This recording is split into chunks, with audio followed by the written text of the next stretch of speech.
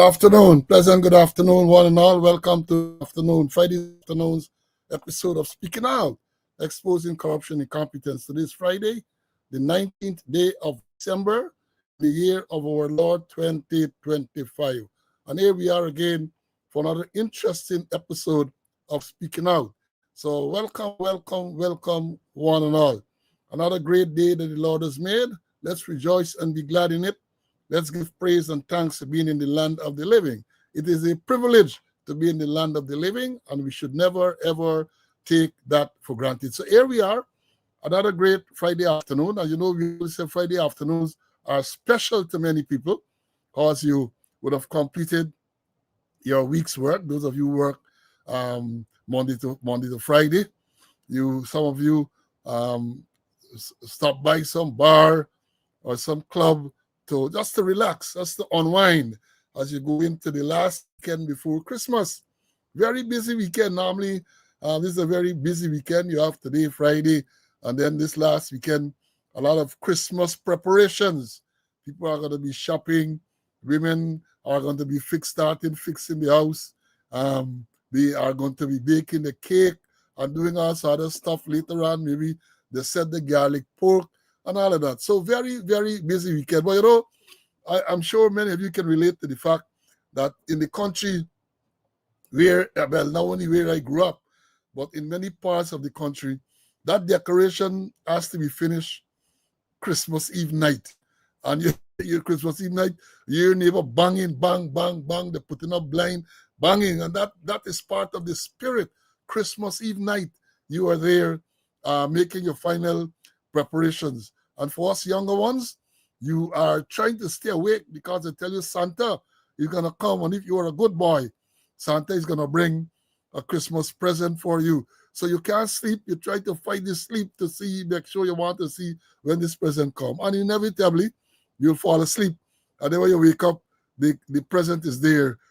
In my days, not under no Christmas tree, but they stuck it somewhere that you can see Santa. Well, you know, as we said, Santa Claus brings gifts to those who were good. If you are not good, if you are naughty, you have nothing to get. So those of you who have not gotten the cash grant, you can assume that you are naughty, because the president did say the cash grant is conditional, and if you behave yourself.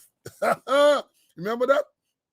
It was said that the cash grant will be considered if you behave yourself. So the fact that you're not getting the cash grant before Christmas means, in the president's estimation, you did not behave yourself. So we're going to talk about that a little more. We're going to talk about that a little more, but this is a special weekend, the weekend before Christmas Day, which is Thursday, the 25th of December.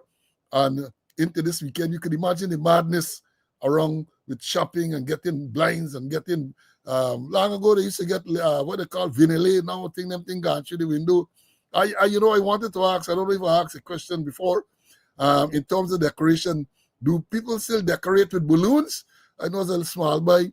They buy balloon and you got to blow up the balloon and hang them up to decorate the place and so on. So all those things, you know, you get nostalgic when you reflect on those things. So yes, wonderful weekend. Again, we got to ask you, implore you to be safe. And we're going to talk some more about the cash grant and the president's speech and all that. We're going to talk about that a little more in the program. So yes, share the live. Let them know that we're on. The numbers are climbing as is expected at this time. Numbers are climbing, and we're not going to disappoint you. We have so much to tell you. My colleague CC is already in the studio, and he seems ready to go. And we are going to be going in a short while. So share. And again, I want to remind you, even if you thought you had subscribed to the channel, a YouTube channel, do it again, because you might have felt that you subscribed, but really, in fact, you have not. So we want to encourage you to subscribe. That helps popularize the channel, and also give the thumbs up, which put the algorithms in play. So go do your thing, man. We gotta come, we gonna do the research, or we gonna do your thing. And when we talk about the reason why we implore you to follow and to popularize this channel, you'll see a little later when we go into the program, when we talk about these people go and they tell all sorts of lies, right, to these international bodies, government officers. They go, they tell also, they paint this beautiful picture, no corruption and all this everything they paint. So we have got to come and we have got to bring the facts and put it out there. And therefore, you can help in that regard by ensuring that you share the live, by ensuring you subscribe, by ensuring you invite others to join the program. Many people, I want to thank all those persons who have been reaching out to myself and CC to tell us how important, how interested, how educational they find this program. Almost every day or after every episode, the comments in the comment section and direct communication with people, they tell us, they encourage us to keep it up because they say this is an important avenue to get out credible, valuable information. And we know they sit back there and they're scheming and they're doing all other things to try to get you off. But if they want to be honest, I mean, there is not a word that is associated with them. They will realize that they benefit from it too. I mean, they might not like the part when they are skinned up, so to speak, but we pass information there that they benefit from. We know, we see some actions taken, and we know it's as a result of what we have been saying on this program. And you know, we say repeatedly, in the past, given our knowledge and experience, we would have been invited to do formal presentations to senior and other police officers. But because we are considered now persona non grata, they don't extend them invitation. And let me say this, even if the invitation is extended now, I'm going to have to consider very seriously if I will participate. I know what CC, because you want to be in an environment, if you're going to be in any environment, my training is that you have to be in an environment that you are comfortable with. And I don't think I'll be comfortable in that environment. Even police officers, senior police officers, have been saying that even when they go, they're not drinking anything. They're very careful as to what they eat and what they drink because they're afraid. That is the toxic nature of the atmosphere in which they operate. People are afraid. They want drink nothing. We might bring a drink. Don't open it. You bring a thing. Don't open it. Don't bring a beer. Don't open the beer. I'm gonna open it myself and all that. People going to work with their own water and all of that. That is not an atmosphere that I want to be in. So having said all of that, let me run you quick with the acknowledgement of all those who came in early. Program was scheduled, or the gates were open at 2 o'clock this afternoon, and immediately we had several students. So let me acknowledge those who came in very early, and then we're going to make the announcements, and then we're going to move on. The first man in from the UK was Wayne. He was followed by Aubrey from Canada, then Ulrich Westdem, Paulette, Aubrey, Felicia, Patrick, another man from the UK, 1228 Rodney. Then we had Puran from the Essequibo Coast. Then Jacko. Then it was Ricky Smith, Paulette, Doreen, my squad mate from Canada, Brian, Gavin, JK is here very early, as usual. Then it was Ivor. Then we had, after Ivor is George, Sandra, Trati, Derek is here early, Courtney. Then it was Claire, and the list goes on. And then when we opened the doors to the classroom, the persons who came in, let me give you the order in which they are listed. Edward is here again very early. I don't know how he does it, but he's always there very early. He was followed by Jagdish. Then it was Joan from New Amsterdam. Theodore is here very early. Then it was Lynette. Lynette is from Barbados, I'm sure. Lynette Barbados. Lynette, long time, I ain't hail you up. Hope you're doing well. Then it was Linda, Norville, Harriet, and the list goes on and on and on and on and on. Right? List goes on. So welcome, welcome. Uncle Paul was here very early too.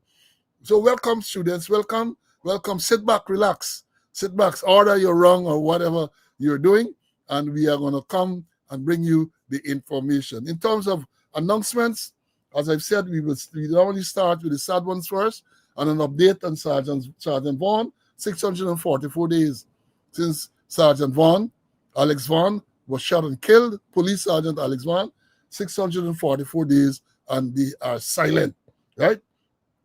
Then we told you about the death of retired Woman Chief Inspector Tessa Smith.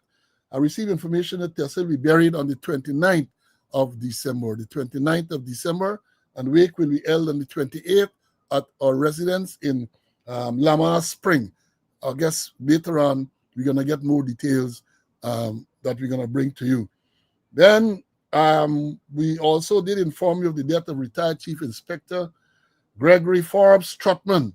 He died on the 9th, and they said that viewing on Tuesday, December the 23rd, so at Jerrick's Funeral Home on the east coast of Demerara from 11:30 to 12, then to his home at 39 Naboclis Village, East Coast Demerara, then to Enmore Anglican Church for service, and burial will take place at the Naboclis Cemetery. Wake will be held on Sunday.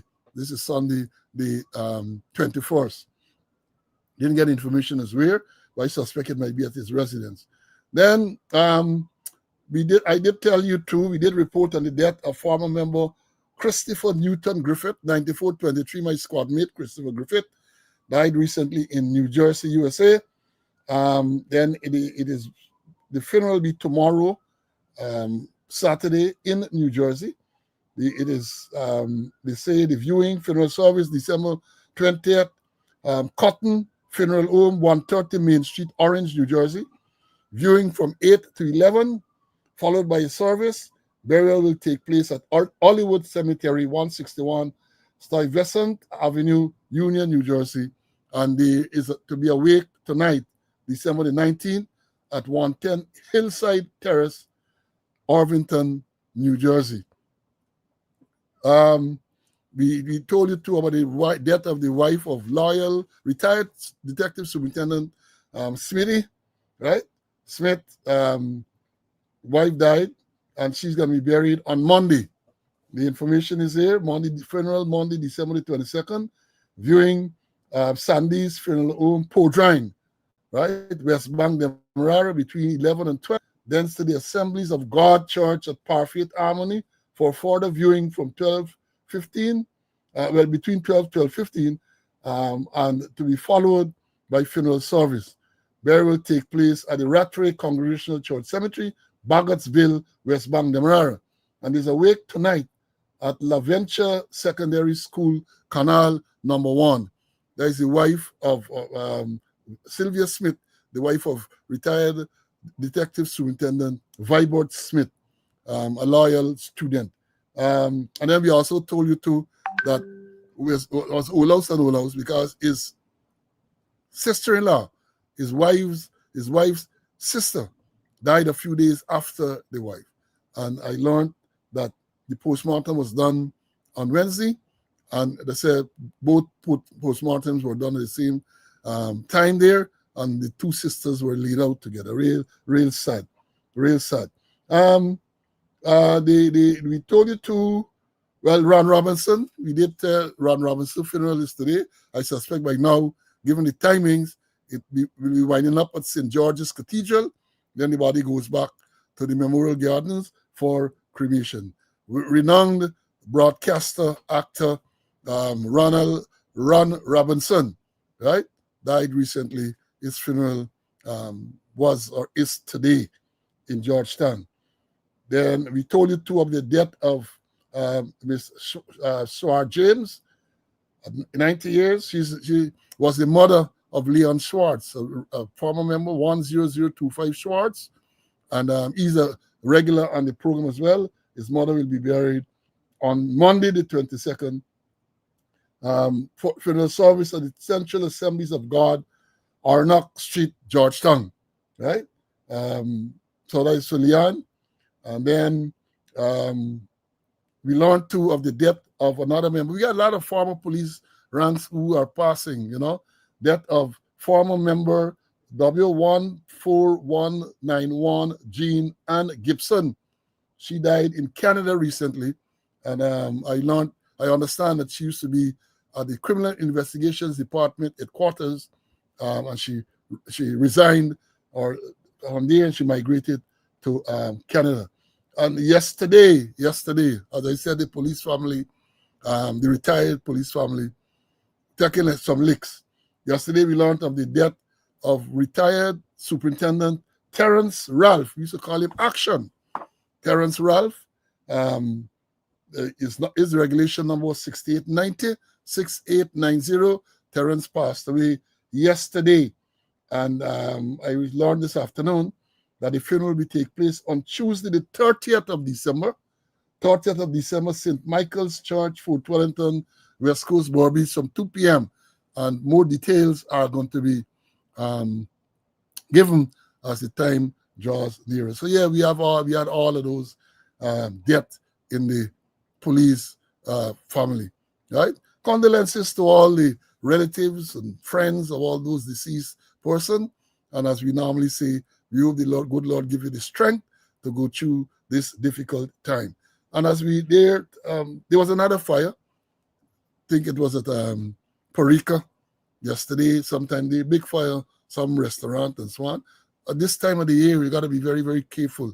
We have been telling you all year long you need to be careful, but this time in particular, you have to be extra, extra careful. So there was another fire. So in the past week or two, there were 4 major fires that we know of.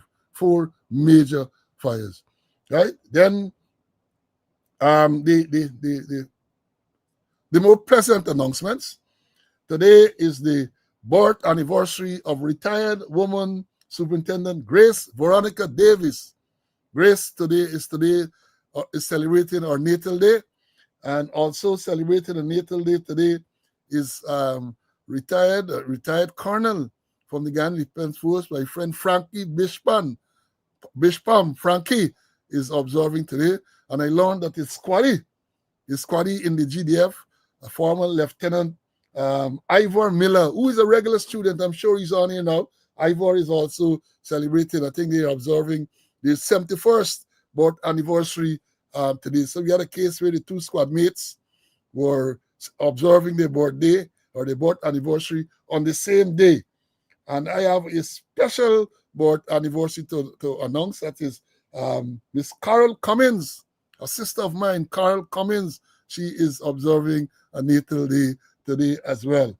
And we have a belated birthday going out to retired Assistant Commissioner Little DeYoung.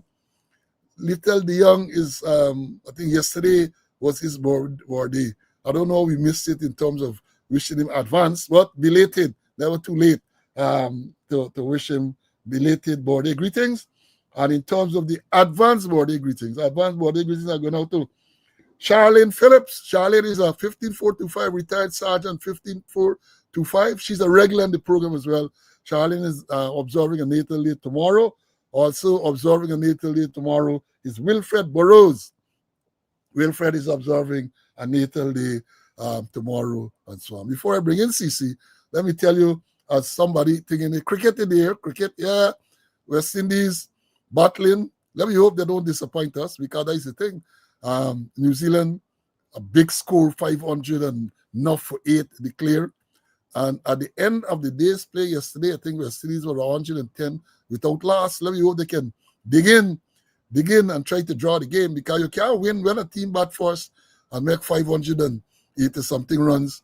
You can't. They put the match beyond the reach of the opponent.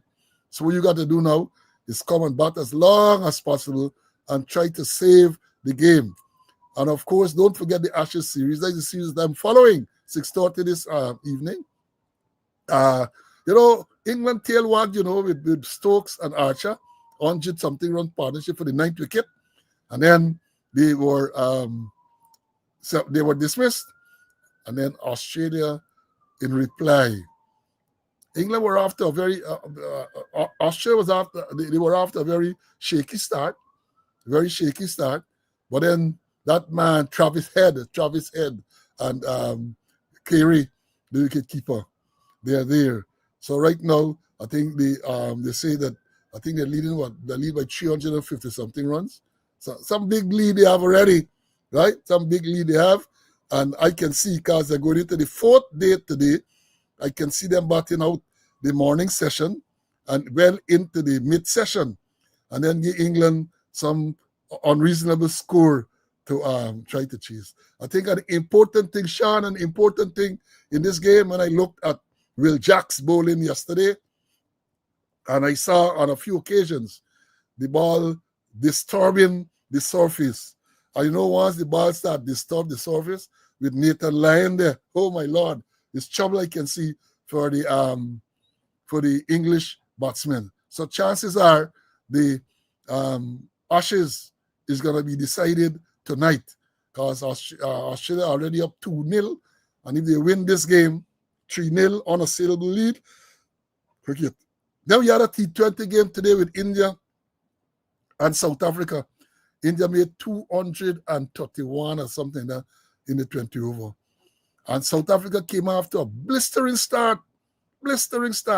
But then they fall to the end. They lost the game by 30-something runs. And in a T20 game, there's a big loss, right? Big loss. So, yeah, let's see what's going on. Let me know. I know CC would not be missing those things. Let me bring in CC, man, for him to give his welcome and to make his initial comment. CC, welcome, my brother. Hope you had a good night. Hope you're looking forward to a very productive weekend with all the Christmas arrangements and all that. Go ahead.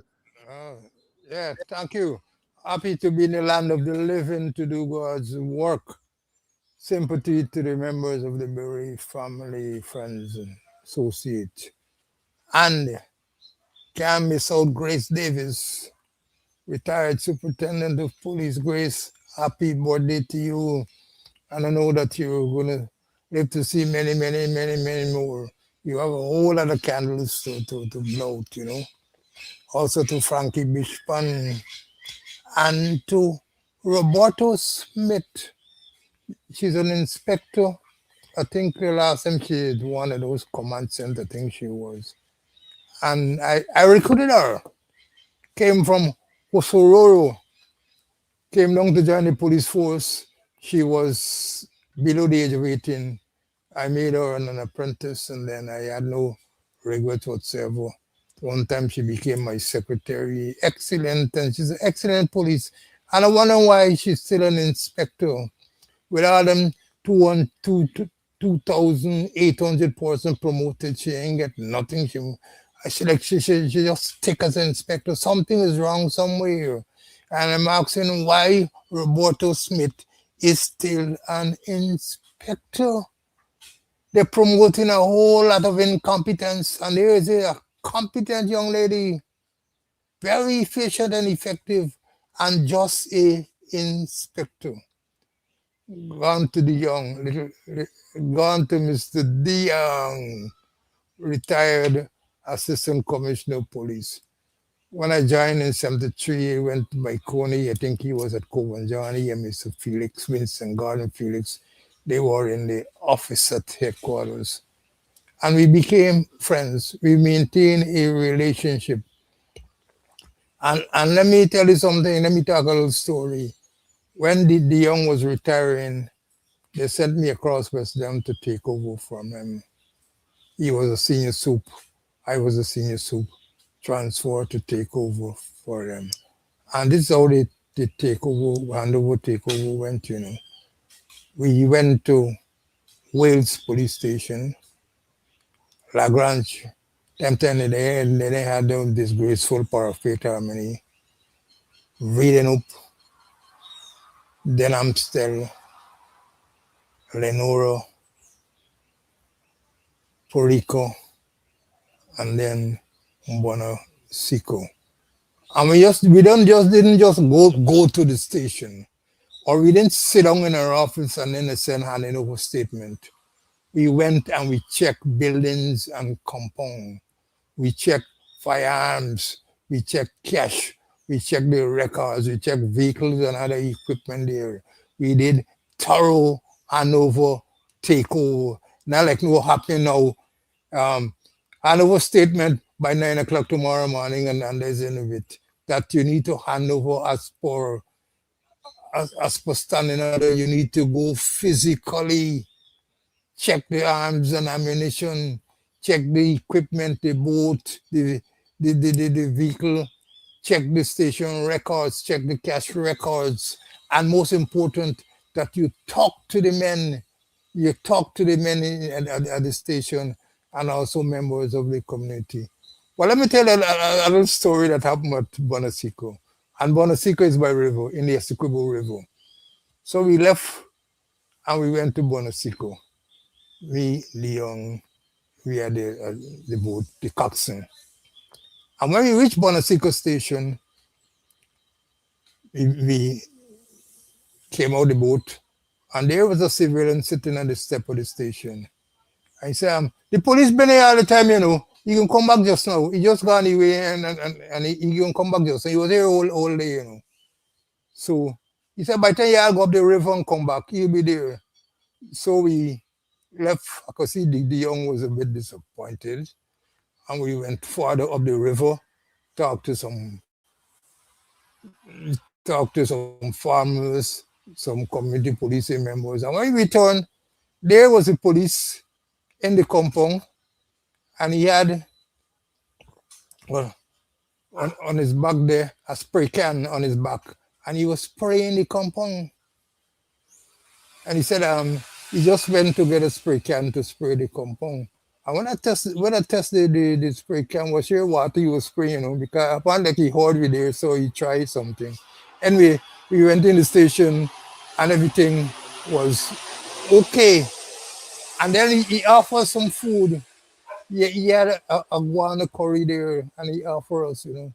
And I must admit that is the sweetest, the most delicious guana curry I ever consumed in my whole life. And I subsequently transferred him to Lenore, where he performed well, and then he left the work and so forth. But he's presently now in the States. But anytime I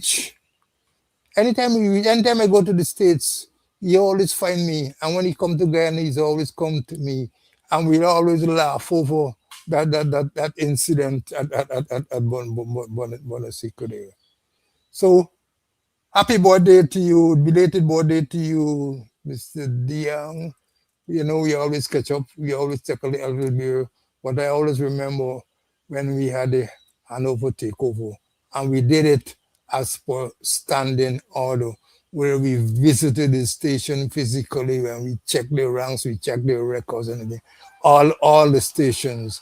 And for the young and upcoming officers, you know, who won't be commandos, who won't take over, please make sure that when you're going to take over station, that you take over physically, that you check the records, you check the arms, the ammunition, the cash and everything. You talk to the men and everything, that you do it as per standing order.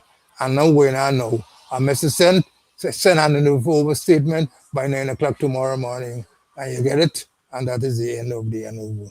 So congratulations to all His Grace, Roberto, Steady Young, and all those who celebrated their birthdays today, and we're going to celebrate in the future. Thanks for that, CC. Thank you very much. I remember Bonasica very well. Ulrich is on the show, came in very early. Ulrich is the man who escorted me when I was commander there to Bonasica. And we made a few stops on the way. And I remember when Larry Lewis visited the division, the commissioner of police, I was the commander, visited all the stations and outposts, including the outpost at Bonasica. All of those things have gone through the window now. Commanders don't visit, commissioner don't visit, but that is what you have. That is what is sad. Now, yesterday was Thursday, and on Wednesday when we last met, we were speculating as to whether or not the vice president would have his 2 o'clock Thursday afternoon thing. You know, every Thursday afternoon, 2 o'clock, the vice president used to be there. Tanti Marla, the Oval, I used to play the song, right, on Wednesday. But the last yard before yesterday was on the 6th of November.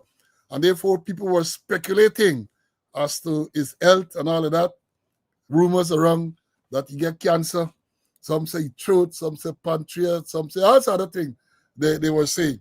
So yesterday, when he made a return, the man returned like them. Back in the day, you have those movies, and then going to return of Sabata, return of this, return of the Magnificent Seven, and all of those movies return. So we had the return of the vice president yesterday. Understand he went down there for a long time. And he said, I am not sick. That is Jack Dion here, a short thing here. He reported to say, this is the Waves reported Vice President Jack Dion Thursday dismissed claims by sections of the public that he's afflicted by cancer, especially since he has held no press conference for several weeks. And then he's quoted here, no, I am not ill. I have not been diagnosed with cancer, end of quote, said Jack Dion when asked by Demerara Waves Online News. Known for his weekly 3 or 4 hour long press engagement, there has been increasing public speculation about his health since his previous press conference was held on November the 6th, 2026. That is what I write, I tell you, some carelessness, man. That is, oh my Lord. He says since his previous, it's a mistake, clearly a typographical. But when we put in things out there, we have got to be a little bit more careful. So they said 2026. We know that means 2025. Speculation that he was suffering from either prostate or throat cancer. While this is the first time that Jack Dion has said anything about his health, apparently responded to public speculation. There were pictures and short video posts of his presence among cabinet colleagues at community council meeting and at the launch of the Christmas village. Quote again here, I am not diagnosed with cancer. I am not sick. And I am not Dilip speaking here. And it is not Dilip speaking here, Bagdio, Jagdio, end the quote. He said in clear reference to Facebook claim that someone named Dilip, who was paid handsomely to impersonate him. Though the $260 million Bar Jagdio Demerara Bridge was named after him at its official opening on October the 5th, 2025, Mr. Jagdio did not join with the hundreds of other persons to cross that bridge, east-to-west corridor. President Irfan Ali, twice on the 25th January, on the 25th in the 2025 general election campaign trail and again at the commissioning of the bridge, publicly credited Mr. Jagdio for playing a major role in the development of modern Guyana. Dr. Ali also described Jagdio as his confidant. Now, we're going to talk about the part later, maybe not today, but sometime, where Irfan Ali said that, said twice on the election campaign trail, that the commission and the bridge, that Jagdio played a major role in the development of modern Guyana. We told you already, we show you what happened to the Bobby's Bridge and the allegation of the role of Jagdio in that. I can tell you all at some subsequent time, I don't know if time will permit today, about his role in the Skeldon Sugar Factory. Skeldon. So yeah, they say he played, Bridge publicly credited Jagdio for a major part in development of modern Ghana. Name the specific instances. Name them. Don't come with them broad statement in the development of Ghana. Name them, man. Come and say the man did this, the man did that. Identify these things, Mr. President, and then we go to relate, right? Identify this thing. How you talk about it, they play a major role in the development.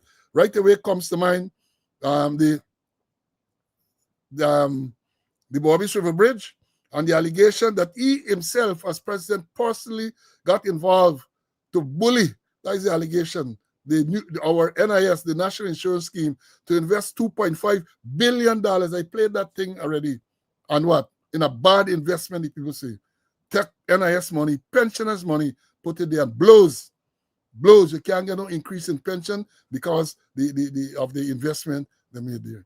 And don't forget about the allegation in the book. I told you I'll buy this book and read it. Maybe it's a good book for you to present to someone or present to yourself at Christmas. The hijacking of the New Building Society. And you're going to see what the allegations are in relation to Jagdio's role in that matter. Because it is alleged, and this is where Maurice Arjun, Ken Vincent, and Kisun Baldeo, 3 senior members of the New Building Society, alleged, and it is spelled out in detail in the book, man. Get the book and read. It might be a good read over the Christmas holidays. They claim that they wanted a large, some 2 billion investment from the New Building Society into the same bridge, And it is said that Maurice Arjun, the CEO, indicated that the New Building Society law, did not allow for that amount of investment into this project. And that, again, is alleged that Jagdio was mad over that. And the book claims that the PS at the office of the president, Gopal, threatened and say, oh, you don't give the president the money, we can deal with you. Or he is going to deal with you. Something to that effect. And look, these people charge these men. I'm not condemn, The evidence is there because the ombudsman, retired Justice Moore, investigated that matter. The report is there. Some of you students who have been here long will remember. I sent it to a lot of people and so on. I got it somewhere. The report from the ombudsman is there, pointing out the role of these people in it. Charge the DPP involved. Charge these people without an iota of evidence. All because of, that is what is alleged, because they stood up. A man got him and condemn some money, some lady who had an account, a Canadian woman. The man went there, the man fortunately impersonate this person, and people sign off, Reju always at the money. And the people saying that, look, just read this book here, I can't go into all of it with you, though. Go and read the book, right?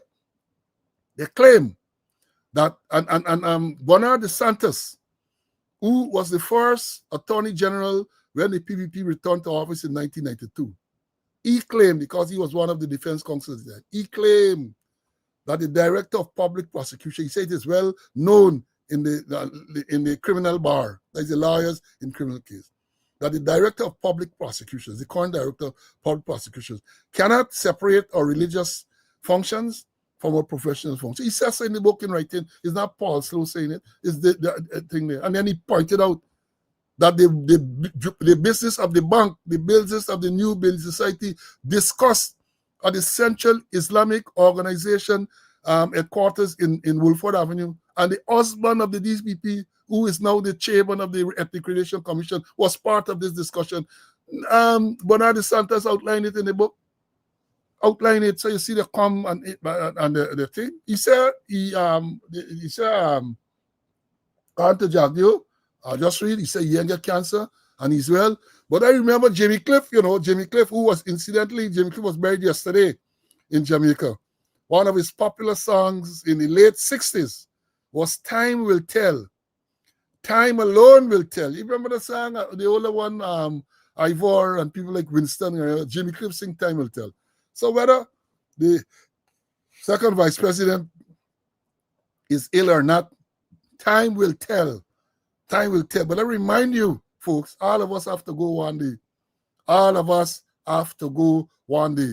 And according to one of the students reminded me recently, coffee and get pocket. So you can't store nothing when you got it. Right? All the money that people thief in and all them everything, you have to leave everything when you go. And even if you leave it for your family, they too have to go and leave it someday. And before I bring in CC to talk about this, they said karma is a bitch. Karma. So appointment when it last year. Enough of them, karma got to hit them because they are wicked, stink, and dirty. Or according to Sheriff Duncan, they're wicked, stink, and dirty. Right? That is what they have. And time will catch up with them. So it's the vice president called and said yesterday that he well and he ain't sick, he ain't get cancer, either the throat, either the prostate, and all that. He said he ain't get no cancer. But it was noted. His absence was noted. Because your man never used to miss these functions, especially the Thursday afternoon, 2 o'clock. Religiously. Well, he claims that he concentrated now on implementing the government's policy over the next 5 years. So maybe you ain't get enough time to come every Thursday and to cuss out, as some people will say. You ain't get enough time, right? But you can hide from man. You can't hide from God. If it is that you are unwell, let us know so we can pray for you. Some people will pray for you to get well soon, and some people will pray for your miseries to be over quickly. They're going to pray for you, right? They're going to pray. Now, let me bring in CC for him to have his say, and then we're going to move on. We got to move on. Keep moving on. Yes, CC, over to you, my brother. Well, according to William Shakespeare, cowards die many times before their deaths, and a brave man, a valiant, will taste death but once. And according to Shakespeare, too, he said, death is a necessary end. It will come when it will. It is a necessary end, and it will come when it will. We we gotta maybe in one of the episode sit down and highlight the mismanagement of Jack Deere, There are so many. So I know what the president talking and bigging it up. Anything Jack Deere put here upon the projects, they're gone. The Skeldon Estate, you just name it, is there. And one that we forget, the fiber optic cable from Letem should have been from Letem to Georgetown. I know Ramutar was the president. His son Alexei was the man on the thing, but it was Jack Deere project. All the mega project, all of them mismanagement. We need to highlight them in one of our episodes. You're correct. You're correct. And to be quite frank and honest, I can't um I can't recall a single major project that you can say a successful major project that was associated with Jagdeo Rain. Jagdeo Rain was associated by all the killings during the early 2000s as well, and all the thousands of people who were turning up dead. Jagdeo Rain was associated with the Phantom Squad, right? Roger Khan, who was later convicted in the United States, had an advertisement in the newspaper saying that he was helping Jagdeo's government. And that is a major drug trafficker at the time. That's what the court thing says. So I don't know what achievements the president are talking about relating to Jagdeo, but maybe they will come and they will clarify. Or maybe you can put out the sycophants to come out and tell us what are those major achievements. Let us know. Let us know. First of all, as I've said before, I remind you all, when Jagdeo ascended to office in 1999, it wasn't no democratic process. It was the manipulation of the Constitution. You all remember that? Little civic lessons, right? Because as we said to you before, and let me run through it very quickly, the Constitution provides you have a president and then a prime minister who is the first in line. So if the president passes, then the prime minister takes over. So when Chadi Jagan in office died, the prime minister Sam Hines took over, right? They went to the next election, and Janet Jagan, and here I'm not going to debate the fact that she was American, whether she was entitled to run and all of that. The fact is that she ran, whether it was constitutional or not. They say she was elected as the president. She was elected as the president. Sam Hines was appointed again as the prime minister, right? Sam Hines was the prime minister. Then what happened? Sam Hines resigned as the prime minister, and Jagdeo was appointed prime minister. Shortly thereafter, Janet Jagan resigned as president and paved the way for Jagdeo to become president. And then Jagdeo then reappointed Sam Hines as prime minister. Manipulation of the Constitution. Manipulation. So I've always said three things that Jagdeo should not speak about. Democracy, because he did not come to office through a democratic process. I say he should not speak about domestic abuse because his wife, Varshni, publicly accused him of domestic violence and abuse. He should not speak about corruption until and unless that Sugate allegation is properly investigated. These are facts. He has no moral authority to speak on those things. How can Jack Dew and Nandala them talk about corruption when you have this the biggest corruption scandal ever in the history of Guyana? I think pre and post independence is the one where from Vice News, where Jack Dew is alleged that he took $500,000 from Chinese to facilitate business. Thing is on record. He entertained Sue, his tenant, who turned out to be his tenant. The vice president get house that he rent. So Sue, his tenant, took businessmen, people who were, he believed were businessmen, who were undercover reporters, into his living room at Pradoville 2.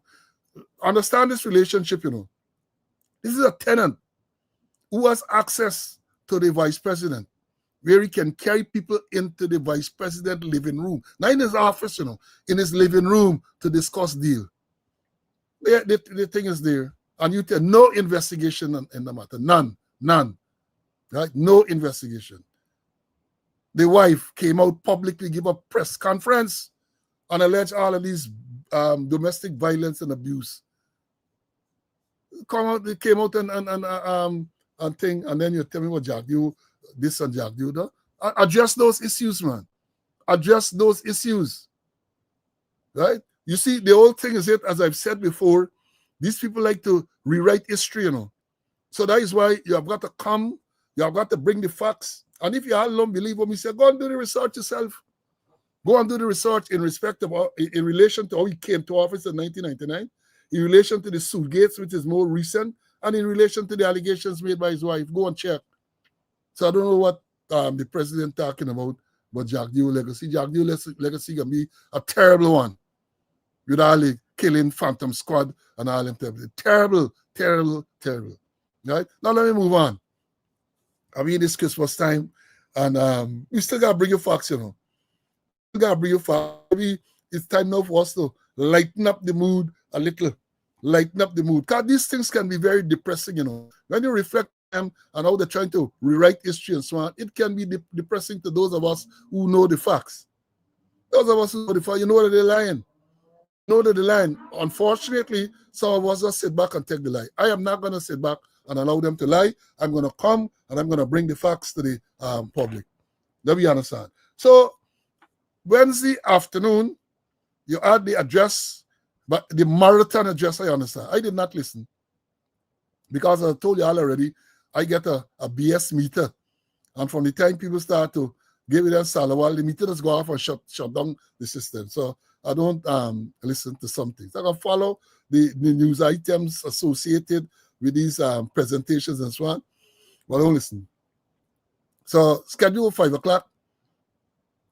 As we told you, the first thing that turned me off, is the fact that the police I command sent out a message in the police system, right?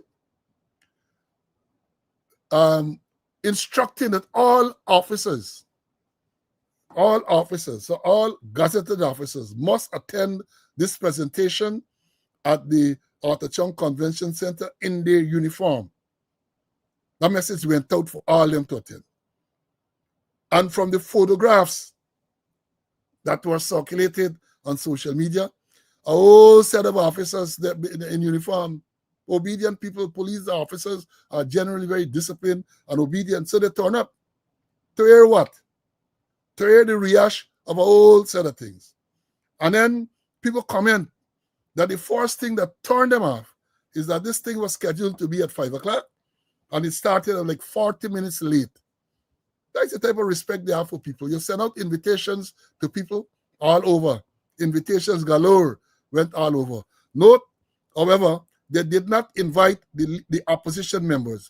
Imagine they talk about corruption, talk about incompetence. You are going to address the nation and what you claim to be your program for the next 5 years. You never got to Parliament, because when they say Atachong Convention Center, Parliament is held in the chambers of that convention center. Now in the chambers are here outside. Address them outside, maybe appropriately. Address them outside. The invitation go to every Tom, Dick, Biari, right? But not to the members of the opposition. The 28 members of the opposition were not invited to that. And it started, I am told that it started like about 40 minutes late. And then, according to the thing, it went on for over 2.5 hours. Now, why I get them to have a patient? Because if I were there 2.5 hours as a old man, I would have want to pee. And I would have got up and pee, and the pee wouldn't have done, so I wouldn't go back. That is me, right? That is me. So it went on and it went on and it went on. I know what let me tell you this, right? Let me tell you this. People, and we perhaps they blame us for beating up on the police and so on. But when you see the conduct of the police on many occasions, you can't help observe and beat them up. So what happens? As we say, a whole set of officers were made to go. I guess they will even get a record of those who attend and who did not. And if you did not, I guess you got to give an explanation as to why you did not attend to hear the president talking. And I told y'all before, they called Bonham a dictator. I can't recall a single occasion. Of course, at that time I was a very junior person. Bonham died in 1985. I became an officer the same year, retroactive to 1984. So maybe I didn't know it. I didn't know anything about that. But I cannot recall anything like that. Any one of the older officers saying, when Bonham got to talk to anybody, everybody got to go. Police officers got to dress in uniform and go. And you think that's all? Not only that they went there, but apparently the police organized for ranks to be at different locations to listen to what the president was saying. And they had big cheer group. When you look at the video, I'm going to show you 2 videos. I'm going to show you because I analyze it. It's not a case where it was a spontaneous thing, where they were there on the TV and they listened. It is clear that it was organized. So they're there sitting, the TV is on, what they're watching the president. Video recorder is there to record their reaction. And when the president thing, they're clapping and so on. How people can respect, is that professionalism? Is that professionalism? Guy in a police force, that's the way you're behaving? That is not professionalism. You should be apolitical, even if you support the government, or if you do not support the government. It ought not to be this open, brown-nosing arrangement. That should be left to 009. The man who license to Lake Bamsi. That should be left. Well, let me show you all this one. 2 short videos. Let's look at this one. Look at this one. We committed in our manifesto 2025 to provide additional cash grants to individuals. In this regard, Budget 2026, which will be presented early in the new year, will make provision for a cash grant of $100,000 to be paid to every citizen in Guyana who is 18 years of age and older. Will be paid during the course of the next 5 years. I've already reiterated. Y'all tell me, I want y'all comment on this thing, man. If that to me, that was staged. To me, it was staged. They were gathered in this room, TV up, the president speaking, and you can see people coursing to be in there. Somebody looked like somebody that's a clap now, and they clap, and the video rolling. And not only that, but it gone on social media. It gone on social media. Look at the next one. Look. We have strengthened our defense force on land, sea, and air with landmark purchases such as the offshore patrol vessel and new helicopters, modernize our police force to fight crime with technology and trust. This includes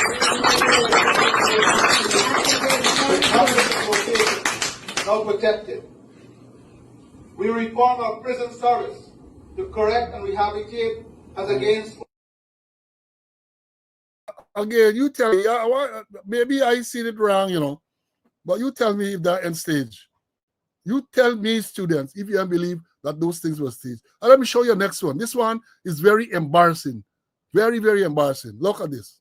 I am Sergeant 22023 Fordyce. I'm currently stationed at Fort Wellington Police Station and I'm attached to the Traffic Department. I had applied for an outslot in Region Number 5 since 2016 and I'm happy of the President announcement of outslots being fast-tracked. Sergeant fast-tracked. I know, let me say this. All of these things appear on social media. And when you listen to this sergeant, obviously, in my estimation, he was given a script or somebody thing and he reading and so on. But you know what pissed me off with that? The man talking about fast-tracked.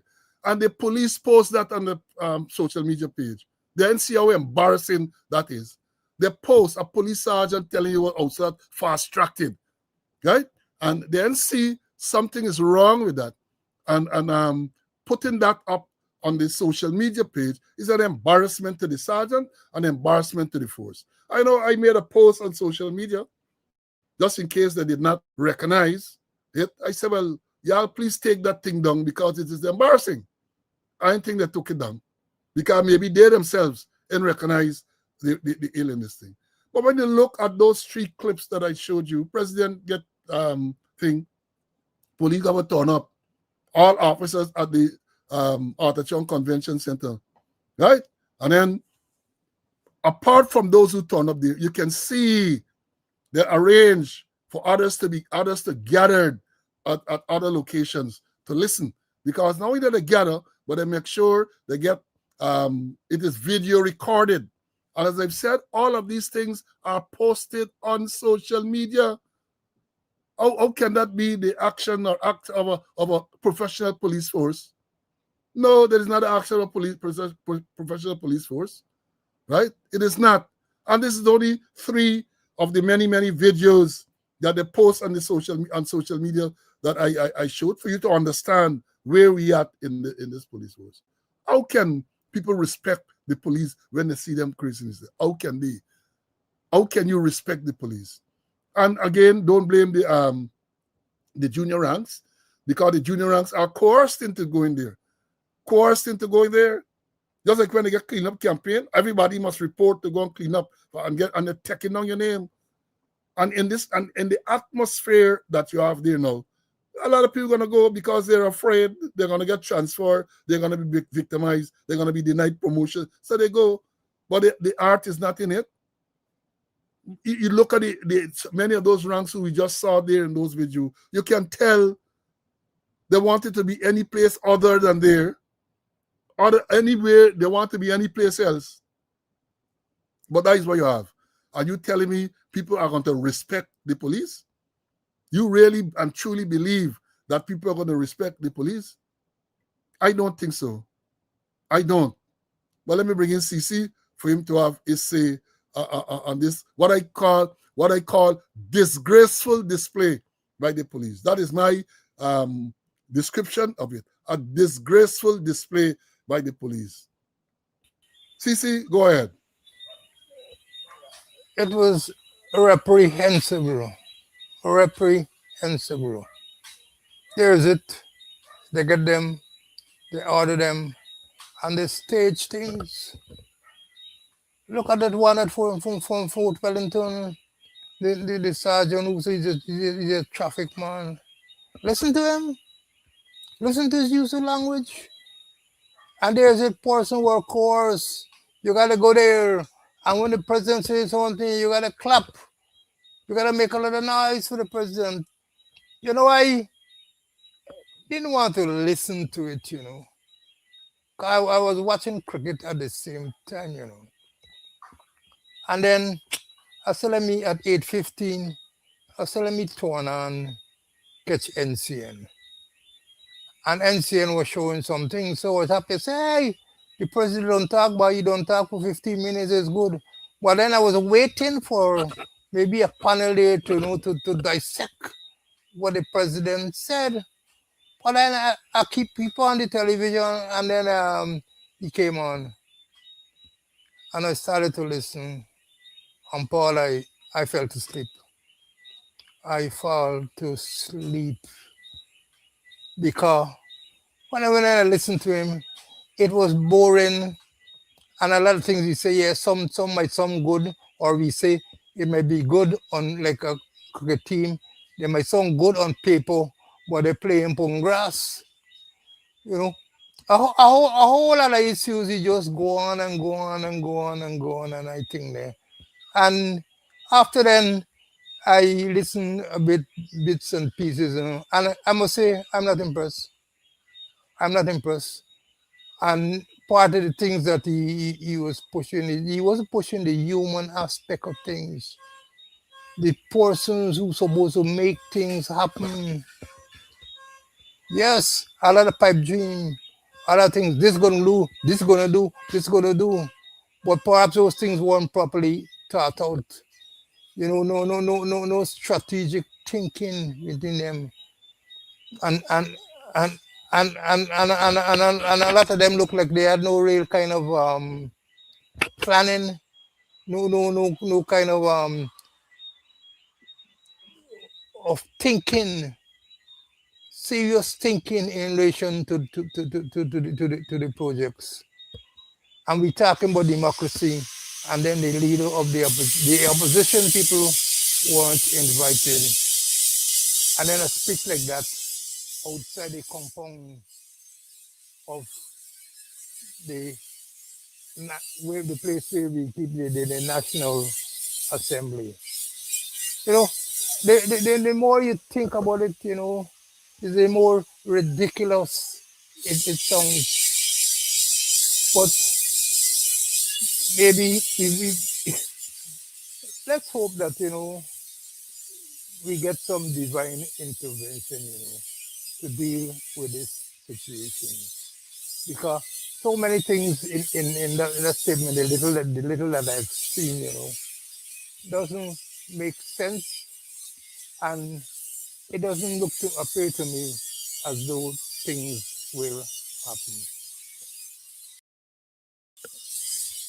Yeah, thank you very much. Now let me say this, let me say this. These things are important, when a president is going to address the nation on what he considers significant issues, right? This got to go beyond party politics. This is the nation you're addressing. Force to exclude the members of the opposition, which is a bad sign, and we know why. I know why. Again, it's the Azzuddin Mohammed factor, right? It's the Azzuddin Mohammed factor. They're left out. But when you look at the venue they chose, as we say, outside the building, and it shows a lack of class, which is a consistent pattern. Look at this. Aside there, this is the president. The man in the white is the president. He was at a social function for the private sector commission, I understand, recently, right? They want to the right, I understand. It's Gerald Govaya Jr., the president's national security advisor's son. I think he's the chairman of somebody of the private sector. The president goes to this function. The president is posing there with a red plastic cup, a plastic glass. Can you imagine that? When you talk about class, and let me tell you, let them come for me. Because we're saying these things are important, because he's not representing, when he speaks there, he's not representing Irfan Ali, he's not representing the PPP, he's representing Guyana. He's presenting himself as a representative to Guyana. He goes abroad, he's representing Guyana, right? He's representing Guyana. And when you see a president, obviously the man know better. The people who invited him did not know better, and he had no better too, because he got a red plastic cup, similar to what Rahman and them had at Region 1, and he posing for photograph. Even if red plastic cups were used by the other guests, decency and protocol, etiquette will demand that you get some proper glass for the president. And let me say this, when Larry Lewis was commissioner of police, you got to always mention Larry Lewis' name when you talk about class and efforts to improve individual officers and the general appearance of the force. And CC might recall, we had a man, I think what the man name used to come, they used to come and teach etiquette to officers. Etiquette. Used to be at the training school. Dwyer, I think the man name was Dwyer. The man came there to teach officers. And you know why? Because when you go to functions, you got to know how to handle, these are what they call the social graces. You got to know where's a wine glass, where's a water glass, where's a champagne glass. How to use knife and forks and all these type of things. You have to know these things when you get to certain positions. And Dwyer used to come there and teach officers these things. And again, it's not only for the benefit of the individual officers, but you're projecting a certain image when you go there. Can you imagine you got to some big fancy function?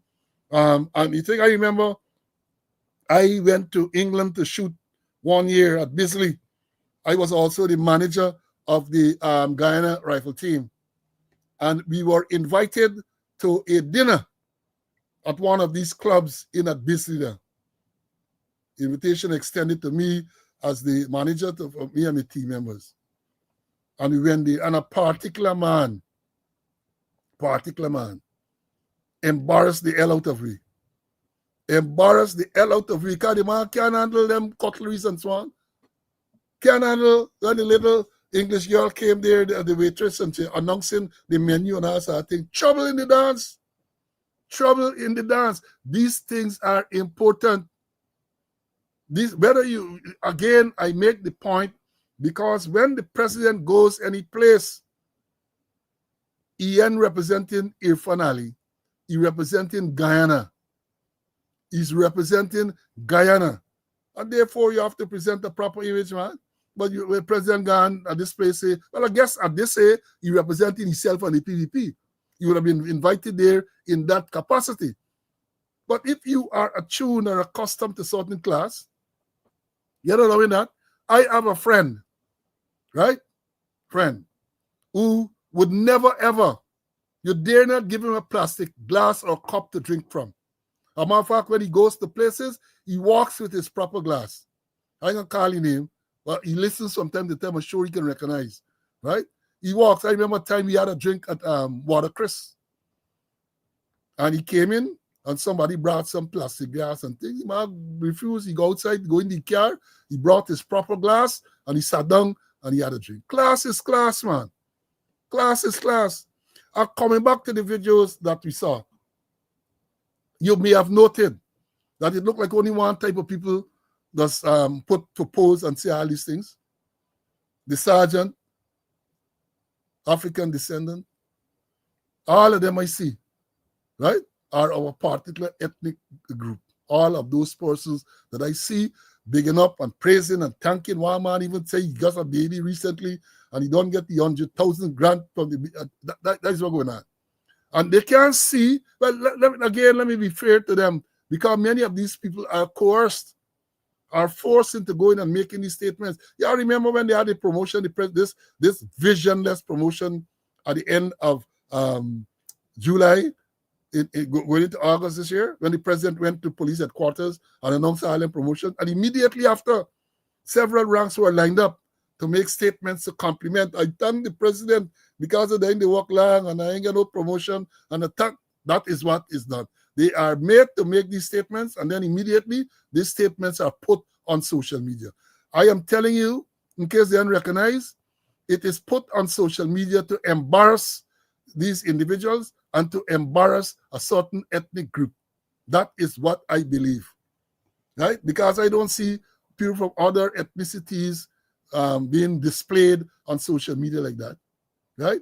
This is a full-blown, if you haven't got it yet, you get into a full-blown dictatorship when the president make an address, all officers from the force, but maybe the GDF officers were there too. I got to turn up and sit and punish you what is there.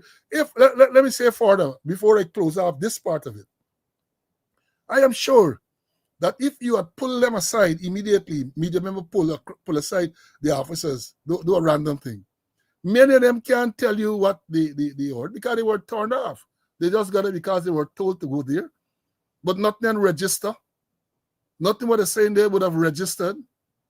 And then, well, one of the things that would have registered is the cash grant arrangement, because many of them went there expecting to hear about the cash grant, right? Which was not forthcoming. President said nothing, you ain't telling nothing about no cash grant, right? The cash grant before Christmas. As a matter of fact, in case you all know, during the course of that presentation, the president said that the cash grant, 100,000 cash grant for every adult Guyanese 18 years and over, will be budgeted for in next year's budget. It will be budgeted for in next year's budget. So they're going to cash grant forget, as I had said before repeatedly. Going budgeted for in next year's cash grant. And let me say this to all of you who got hoodwinked in the run-up to the 2025 elections, which were held on the 1st of September. You got hoodwinked and you're voting for COP because of cash grant and other things. Take it, you got it raw. No grease. They did not even go to Puff Daddy and ask a little baby oil. They're giving it caveman style. That is what happened. And in terms, look, let me show you all what happened to the cash grant. Look. Rest in peace. Here lies cash grant President Ali promised for the Guyanese 2025. Gone, but never forgot. With broken promises forever. Look, they got tombstone for the cash grant. So a lot of people, as I told you, y'all must come and listen. As I told you, don't make arrangement or don't make no preparation catering for no cash grant. Don't make no preparation catering for cash grant. Live within your means. And now that they tell you, bend over. You know the song Dr. Beckles? You must listen to these things, you know. Dudley and I know Dr. Beckles is a calypso Guyanese singer, Malcolm Corica, right? Malcolm Corica sing the calypso, Dr. Beckles.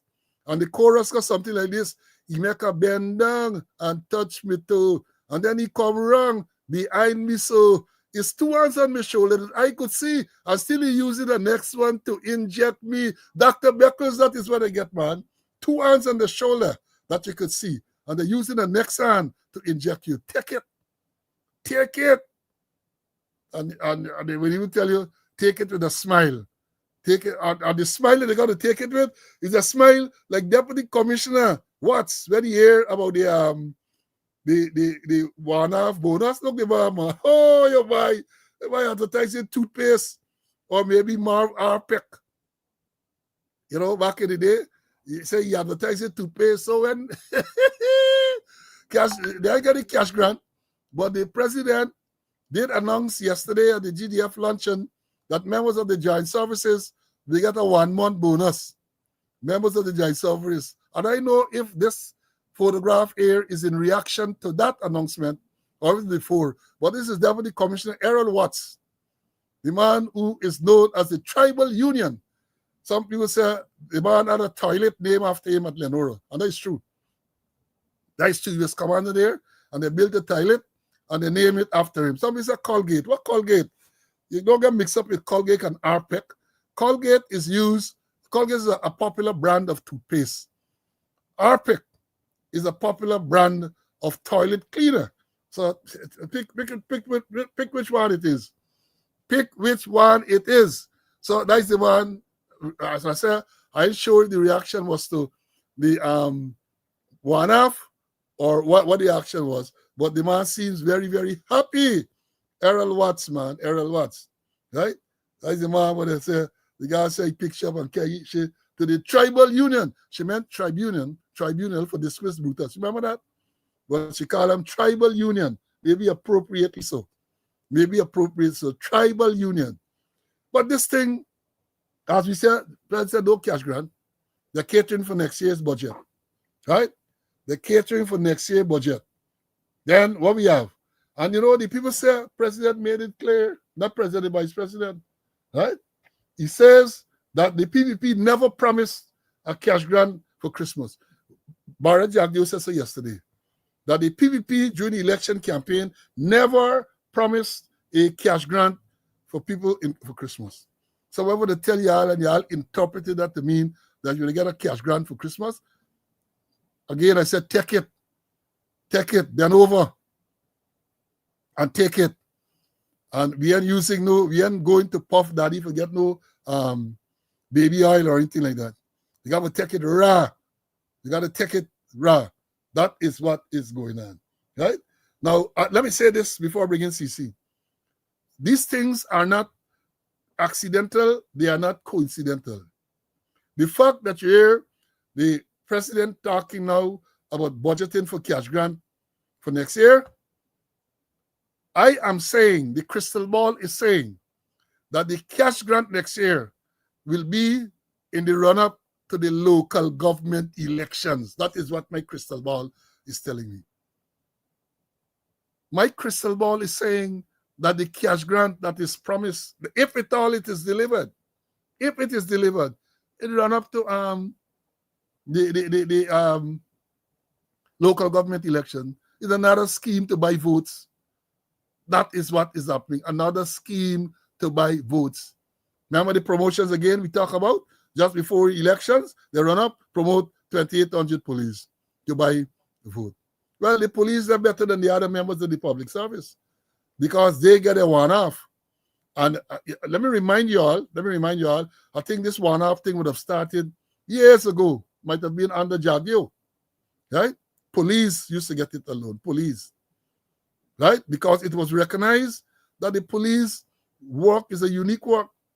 You're open to all type of dangers and so on. So in recognition of that, representations were made. Larry Lewis, I think it was, and Jagdeo decided you're going to get a one-off, non-taxable one-off in December. And I told you all here that even though I benefit personally from it, I was never in full agreement. And you know why? Because the thing is across the board. So whether people work, whether they were professional, whether they were diligent or not, everybody getting it. So even if during the course of the year, you feign sickness on numerous occasions to avoid duty and all of that, you're getting it.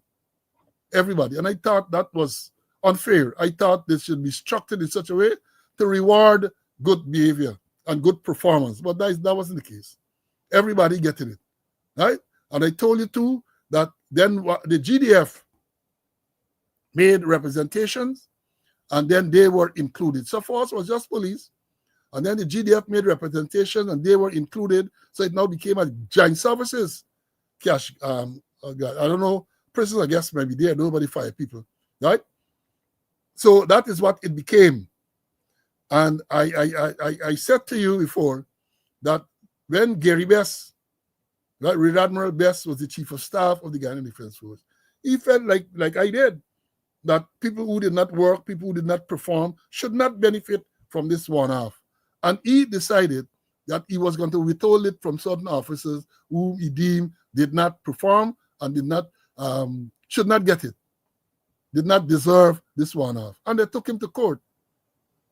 He was taken to court. And I can't remember the exact result, but I believe they won. Because the argument was that the president, in granting the one-off, did not impose any restriction. And therefore, it was unfair for the chief of staff to impose any restrictions on who should get this one-off cash grant. But I remember, and I know a lot of police and the joint services, that they kick up against the coalition led by Mr. David Granger, right? Brigadier Granger. They kick up, you know why? Because they decided, that the coalition decided, that the same monies that would have gone to the joint services, we can give all public servants. All public servants will get it. So obviously, the amount would have been reduced. The amount that the joint services got would have been reduced. And they were given, what is 50,000 or whatever it is. All public servants were given it. But public servants, you got to go back and old wood. Because as far as I'm aware, nothing happened. And you know, yesterday I understand from the little that I've read that the vice president tell you that the public service don't get the increases already. They get some 20, some increase that was negotiated by the union, they don't get. So you're gonna more forget. You have nothing more to get. You have nothing more to get. Take that for your fastness, as the people say. Take that for your fastness. Now let me bring in CC to obviously on this. CC, your take, my brother. Let's go back to standard. And jump high, jump low, come hell or high water. He finally is the president of the Cooperative Republic of Guyana. But there must be standards in dealing with the president, both from the governmental level and the private sector. Here's it, the private sector get the president using a red plastic cup. You mean a glass? Hey, they're building, it's supposed to be a glass factory somewhere in Wales or somewhere around there. That you got to get stand up, Paul, you were right. We had Orbidio teaching us about etiquette. And some always use etiquette, but it says etiquette. And let me tell you about standard. I had my groundings in Jamaica, and you one of my groundings with my brothers in Jamaica. They started to talk about standard. And Fab's Bonham name came up. I don't believe in everything Fab's Bonham did or he said, you know. And the man said, him get class. He said, him being a O3, Caribbean's head of government conference, and him get on one mauve suit. Him get mauve shoe, mauve socks, mauve tie, mauve typing, and him attack to Morris Bishop, and Morris Bishop offer him one cigar, and him take out one mauve lighter and light the cigar.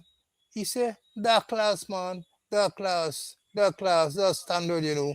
And we need to put some standards in our governmental operation. And the president has got to get some standards, man.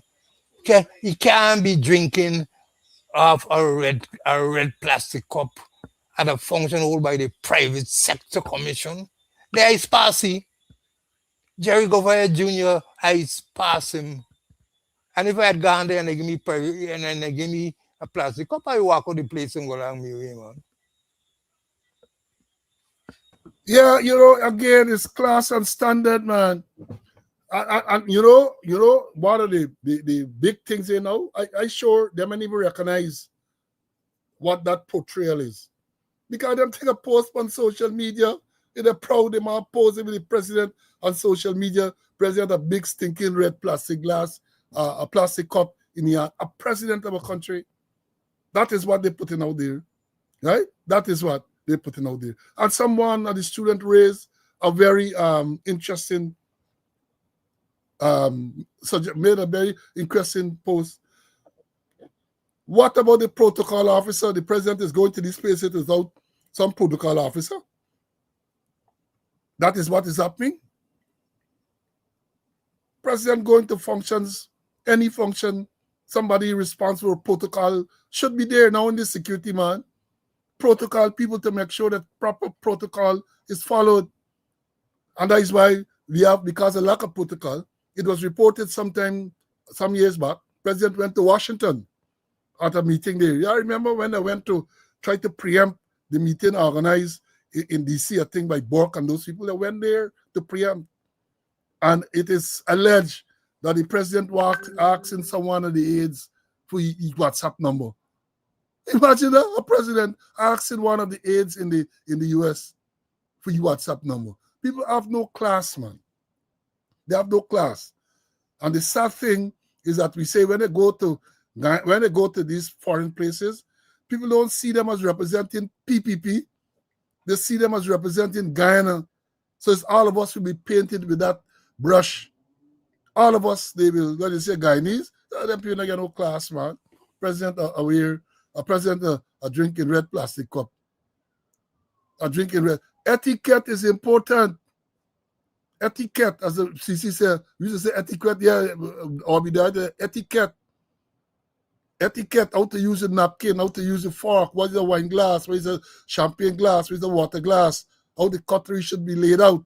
Etiquette, those things are important. Yeah, they're going to jump on. We say, oh, yeah, I got this old time colonial thing, white man thing. But the important thing, it still rules the world in many areas. When you come to that type of fine dining and so on, still can't go there and embarrass people. Can't go there because you're not embarrassing yourself. I repeat that. People see you as representing Guyana. And you got to do better with those simple, straightforward things. You have got to do better. And this is not politics. You have got to do better because it's the image that is projected, which is very, very important. Now let me move to the next subject here. Remember, on the last occasion we met, I told you. Let me see if I can find the thing. Oh yes, here it is. President's mother files lawsuit in Canada against Facebook and Melly Mel over gangster granny claim. You know, it is going around. Junior Bash made an allegation on social in an interview he did, claiming that about corruption, and he named the president. He said the president's mother is involved in the process. He came back later and he retracted that. So that has a lawsuit is filed on behalf of the president's mother. The lawsuit is filed by attorney at law Selwyn Peters of Canada. Selwyn is a friend of mine. And let me understand this thing clearly, full disclosure. Selwyn is a friend of mine. He was a police with me some years at the TSU, and then he left, he migrated, he got a Canada, he did well, he studied law, and so on. And the reason why I'm making this comment, because a lot of people say, oh, it's Slow liar. Slow, yes, Selwyn was Paul Slow's liar. And yes, Selwyn took on, represented the Police Service Commission when we challenged the unlawful suspension by the president of the Police Service Commission back in 2021. Selwyn is the man who I reached out to in Canada, and he willingly took on my case at first, and then he decided to represent all members of the commission, successfully representing us. Because later on, he brought on to the team Dr. Dexter Todd and Dexter Smart from that law office, and they came up against the Attorney General and the might of the government. Because go and say might, government get deep pocket, all the resources they have. And Selwyn and his team were able to successfully defend our case or present our case successfully. Despite all that Nandalal do. You had Nandalal, you had the old Attorney General's chamber. Later on, they bring on the Queen's Counsel, Darshani. All of them came on, and Selwyn and his team prevailed. So yes, I get a lot of respect for Selwyn. He is an excellent lawyer, and I know from time to time he listens. And I'm saying this, again, I don't always agree with Selwyn and his politics. Even when Selwyn was representing me in the commission, we would have exchanges, different of opinion. He being the lawyer, he would say how he believed what should happen. And I being his client and experienced man, we'll have discussion and debate. And I respected him for that. And I still respect him. Again, I say we might not agree with the politics because some of the things he's aligned, at least he appears to be supportive of the PPP. He has made posts supporting the PPP and Irfan Ali and so on. That is his choice. He has a right to do so. But that doesn't change the fact that I have a lot of respect for Selwyn. And I always say Selwyn is Paul's liar. Yes, He has not. He's not representing me currently in any case, right?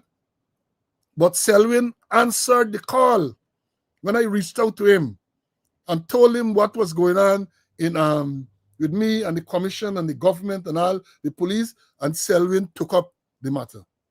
Selwyn took up the matter. As a matter of fact, let me tell you all this. When I appeared in court for the first time on the 15th of October 2021, Selwyn traveled from Canada to Guyana to be there. He was the person by my side when they were on and roughing me up. Selwyn was there. And I believe in loyalty, I believe in respect. So Yako says Selwyn is my liar. And yes, I am not going to deny that. And yes, I'm not going to throw him by the wayside. Even though, as I've said, I don't agree with all of his politics. I know that he's a competent professional. He is a competent professional, and I respect him for that. I respect him for that. So I got to clear that part up, Got to jump up on social media, slow. Some people refer to Selwyn as Paul Slow liar. Paul Slow liar. That's all I say. Paul Slow liar. So I'll tell you how they came to say that. Yes, he represented me. Yes, he represented me. And I will be forever thankful. I should make the point, represented us pro bono, did not ask for a cent. Did not ask for a cent. He represented us. Right? So let me understand where I am coming from. And again, let me say, as somebody said, Selwyn don't hide the fact that he has a close relationship with the president. He has never hidden that, as far as I'm aware. Even check his page, he posts very frequently. He said he and the president good. That's the word he just used. He and the president good. So y'all don't lick it down, right? Look at the facts now and see where this lawsuit will go. Look at the facts and see where the lawsuit. You can debate the facts as to whether the case has any hope of succeeding. Debate that, but don't come and, as I say, lick down right? Right? So Jason, because someone else come and bring emotions into this thing. Now don't remember that when Dharmlal was accused of raping this 16-year-old indigenous girl, who he went to? Who's the lie he went to? He went to Nigel Hughes. Is Nigel he run to? Right? Nigel Dharmlal run to Nigel Hughes. So lawyers have a responsibility to declare. I know, let me tell you, as I have said, I am not a lawyer, so I don't know all the do's and don'ts. But I say that some of these cases, some of these people that come to me, if I were a lawyer, I'm going to find some excuse. I'm going to find some excuse. Right? Well, let me bring in CC for obviously and that, and then we're going to move on to our next subject. CC, I have to make the point because the talking about Selwyn is for slow liar and so on. And you know the type of service and type of work he did when he represented the Police Service Commission. Go ahead. Well, when he represented the Police Service Commission, he was my lawyer also. And we interacted. We had numerous conversations. We discussed the law. I found him to be very, very sound, very knowledgeable. And remember, he had a good team. He had somebody who was doing tremendous research for him in Canada. So, and I found him to be a very fair person too, The law is the law. And he doesn't get emotional, as the case may be. And he had the guts to stand up and fight the president, to stand up for all of us on the members of the Police Service Commission, pro bono, against all odds. And Georgina Prasad said the president was unconstitutional, action has no legal effect, and all sorts of things there. So I interacted many times with Selwyn. I found him to be a fair person. And when he's dealing with the law, he's dealing with the law. He ain't dealing with no emotions. The law is the law. And I want to wish him well in his endeavor. Yeah, well, let me say this because somebody made the point. I mean, at that time, Selwyn actually, when the case was won, Selwyn pointed out that the president violated the Constitution, and he pointed out too that for such a violation, he can be removed from office. I don't know over the years how the relationship evolved for him to be, as he claimed, good with the president. But I know during the time of the case, right, it might not have been so, because he came out openly and he represented the Police Service Commission, and he pointed out that the president violated the Constitution, and he pointed out for such violation should be removed from office. But the relationship has evolved, where Selwyn claims after that he and the president good. Right? So let me put that on the table. Now I move to the next subject, man. And the next subject I am moving to now is this illegal third lane. Y'all share the live, share the live. I know a lot of people busy this Friday afternoon, and they're gonna look later. But I gotta talk about this illegal third lane. What are we talking about? The police came out not so long ago with a statement they're gonna use the cameras to detect and prosecute persons who are creating their own third lane. I know it was, from my experience, East Coast, it was prevalent on the East Coast during peak hours, in the mornings and in the afternoons. There are 2 lanes traveling in each direction, 2 lanes going east, 2 lanes going west. Impatient and dangerous, indisciplined drivers, and want to stay in the 2 lane. They go on the inside and they form a third lane, which put people's life at risk, right? In many cases, I don't know, they don't run into the culvert, because in some places where the bridge, where the road crosses over a canal, it is narrower then, and the bridge gets some rails, concrete rails. And I can see sometimes they continue along that path in there. They're gonna run into the rails. But what they do, when they reach there, then they bully their way back into the traffic. Dangerous practice. Police came out and said that they are gonna clamp down on that. And I said that is highly complimented. I complimented that. Complimentary action. You got to clamp down on it. However, I maintain then, I said then and I maintain now, that the way out they were going about it doesn't seem to be right.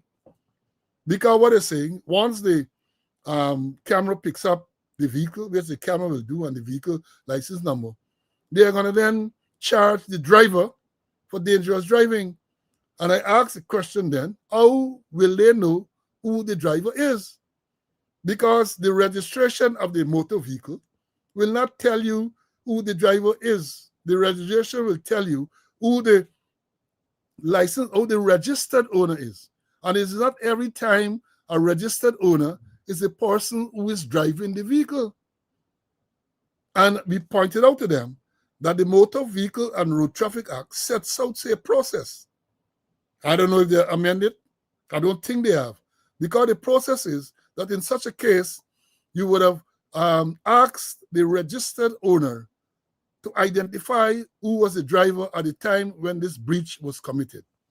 And the registered owner has a legal obligation to provide you, the police, with the name and address of the person who was driving the vehicle at that time.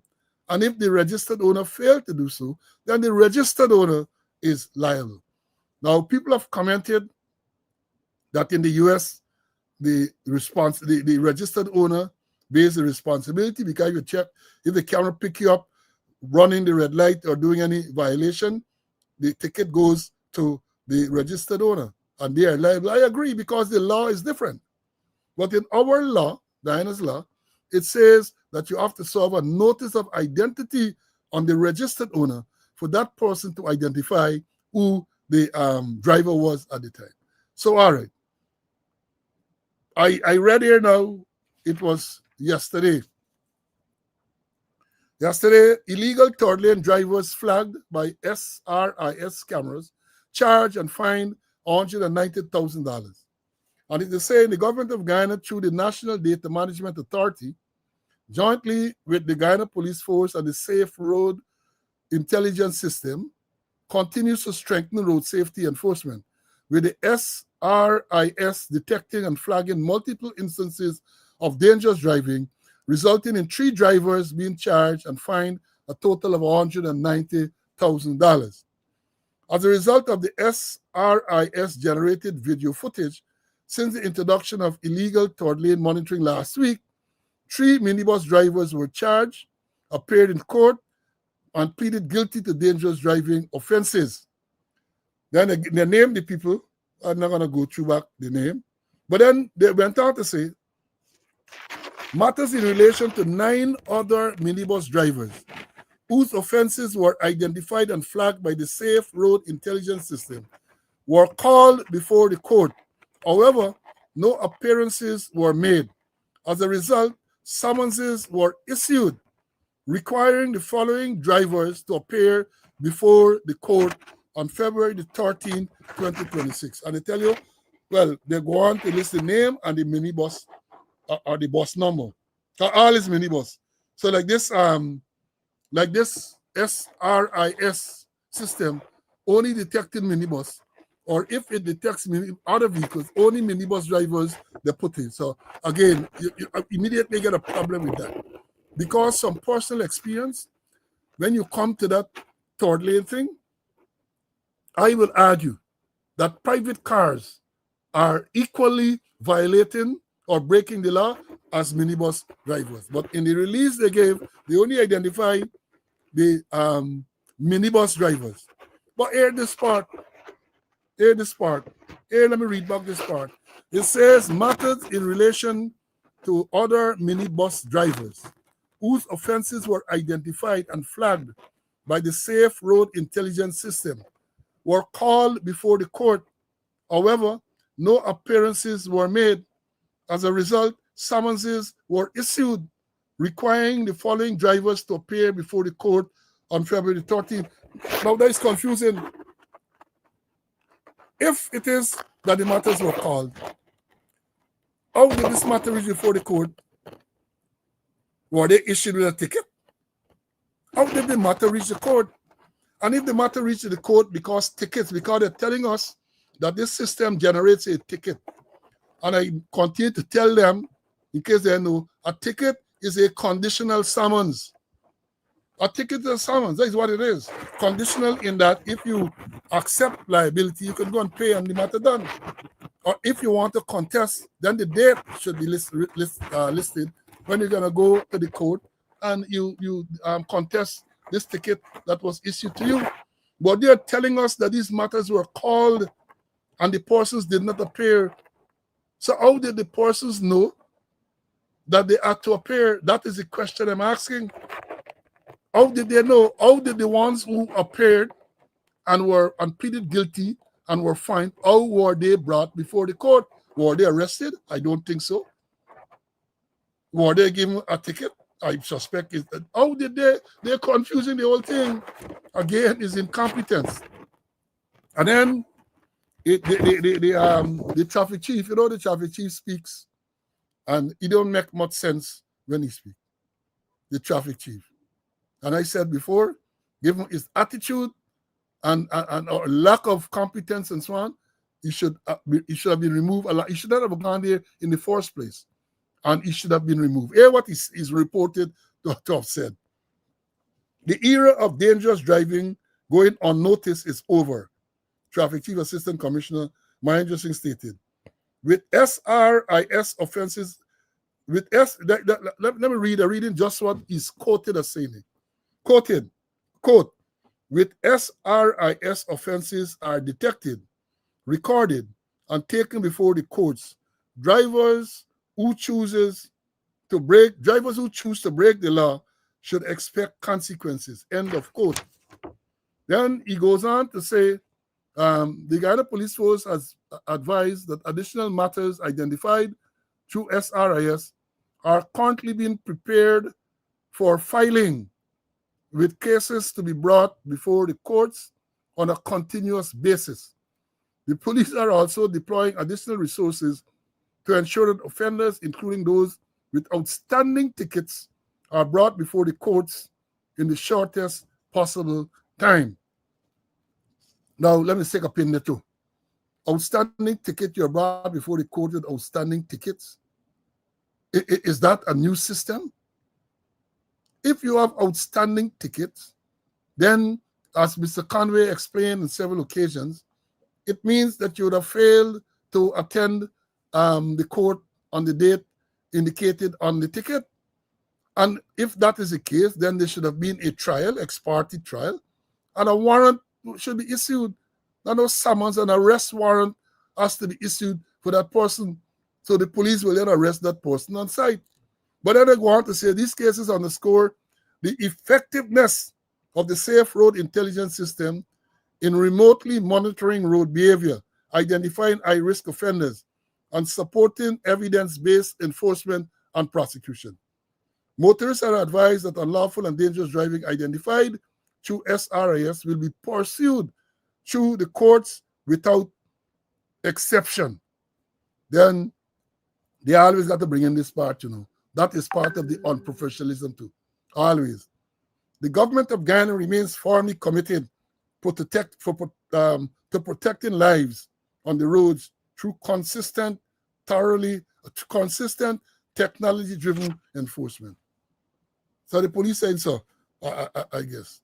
Let me before bringing CC, let me say this. You have 9 persons that you identify who did not turn up in court. You say now that you're going to summons them to go to court. I don't understand that. So maybe the traffic chief needs to explain. The matter is already before the court, and these people fail to turn up. So how you summoning them now? I don't understand. They said summonses were issued. Is it that they mean warrant? I don't know. They give these releases and they make these statements confusing people. Because if the matters are already before the court, how are you issuing summonses now? I don't understand that. And let me say this. Briefing them. Some people say I shouldn't shine them. Not shining them. So eventually these people, up to them all they get is guilty pleas, Easy. Guilty plea. So the people plead guilty. Basically, they got not much there. Plead guilty.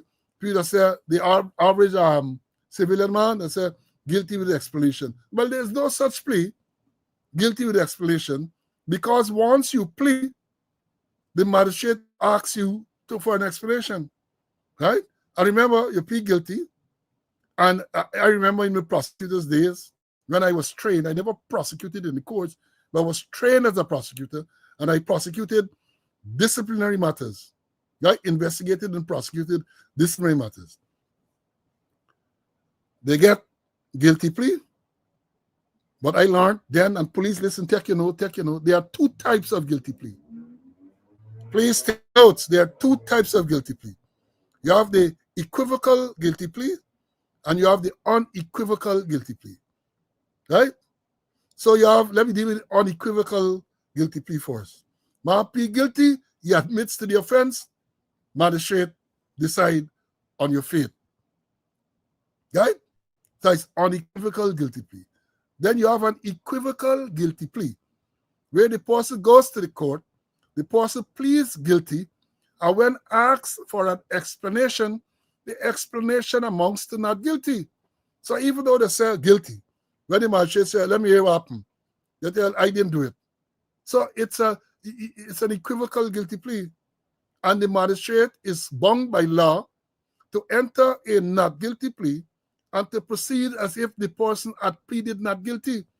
So young policemen, take your notes, please.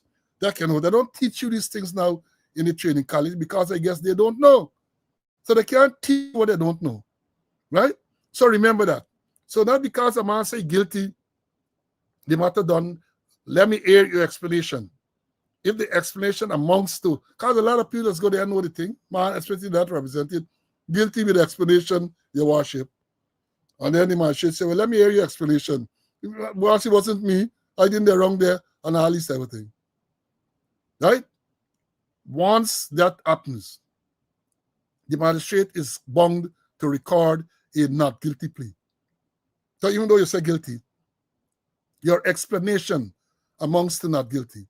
So the magistrate has to record a not guilty plea and proceeded as if the person had actually said not guilty.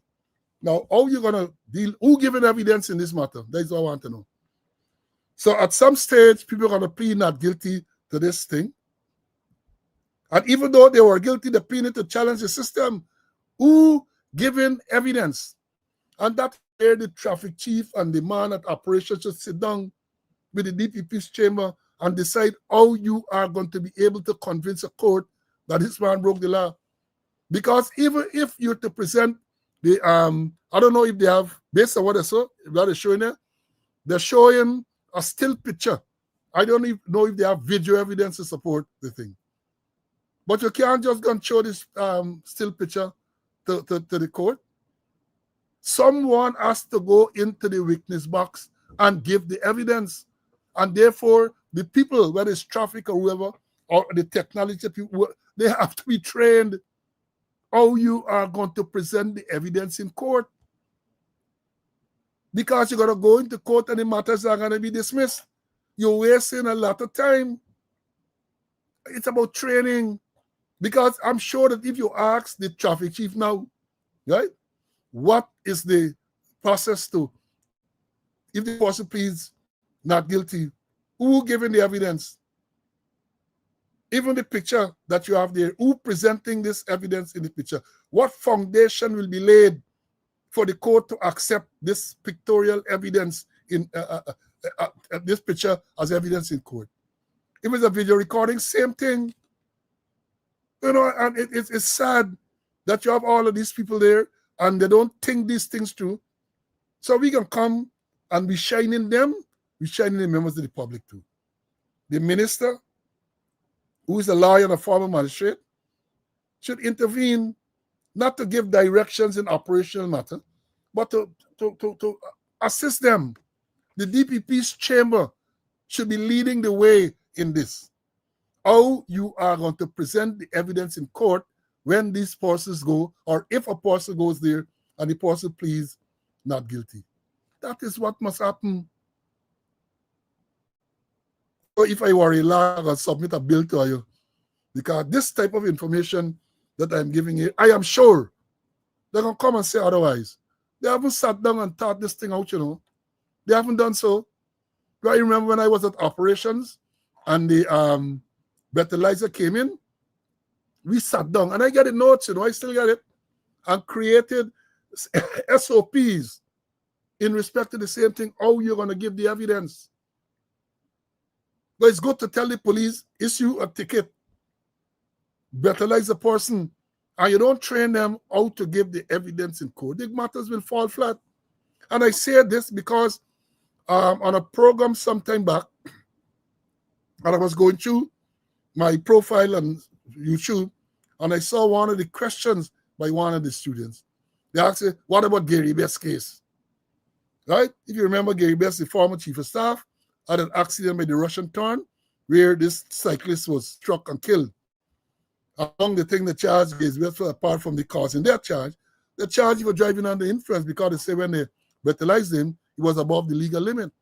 And I have said, I don't think they have ever convicted a single person for driving, being above the legal limit, because none of them know, they're not trained how to give that evidence.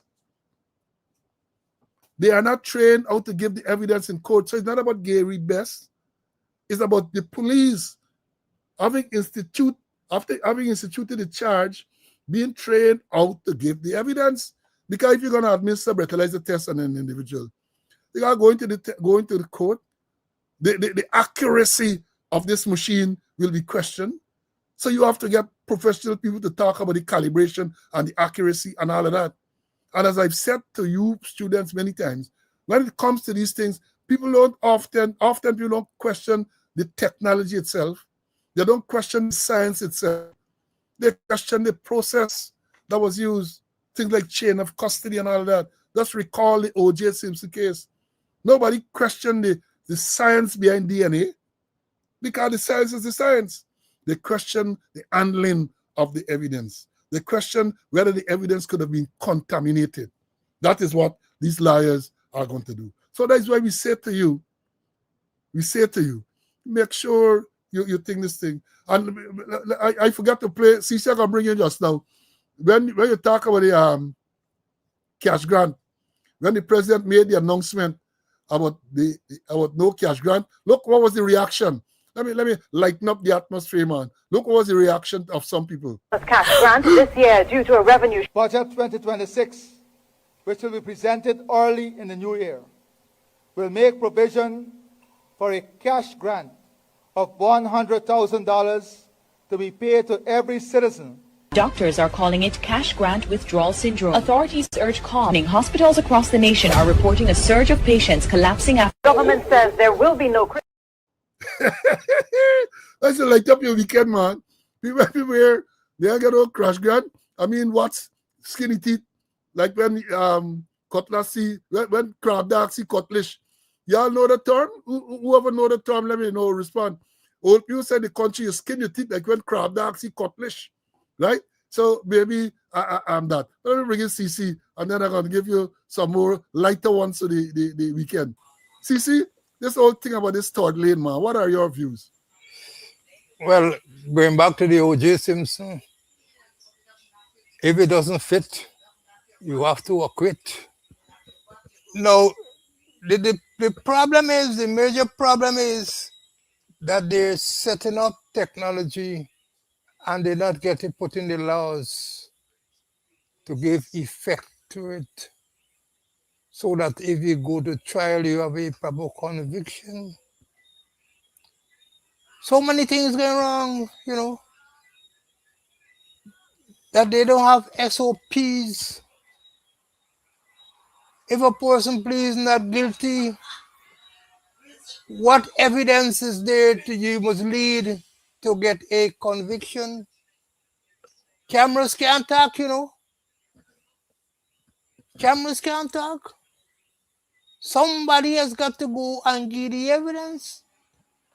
And you mentioned a word to Paul, that the cameras got to be calibrated. Always remember, the guy at the National Bureau of Standard. And when we brought in those speed guns, we had to calibrate them. And guy at the National Bureau of Standard didn't have the equipment to do that. We had to send them to Trinidad for them to be thinking. Somebody got to give the evidence. And the thing is that, you know, there is no SOP. And you got to follow the law. Section 45. I won't go into details of the Motor Vehicle and Road Traffic Act. Tell you clearly what you have to do if you want a successful conviction for reckless, careless, dangerous driving or exceeding the speed limit. And I get a 14 days thing, that within 14 days you summons or you charge me. Within 14 days you serve me with a notice of intended prosecution, that you, the police, has got to notify the owner and serve him with a notice of, and get into a notice of identity, who the driving the vehicle. And then when you come to court too, they talk about it, they call people before the court and then they summons them afterwards. What's that? Person please guilty, no problem, go to court, pay the fine, do what I do. But person pleads not guilty. Was that the person commits an offense? Was that person served with a notice within 14 days? Was that person given a ticket? And who really put in these matters before the court? Who put in the matters before the court? And if the person then torn up, what goes on? What about ex parte trial? who is going to give the evidence? And which magistrates doing ex parte trial? If they get bank up, they must get bank up over 100 cases. The person's plea not guilty is that you got to go to trial. The magistrate doing any trial, any ex parte trial. The thing is that you introducing the technology, but you're not putting the laws in place, or you're not complying with Section 45 of the Police Act, the Traffic Act. You're not complying, and if you're not complying with that, the case is going to go overboard. There's no SOP there. And then we say the camera can't talk. All the camera going to do is take out the photograph, but the camera can't talk in court. You just go ahead and present a photograph in court.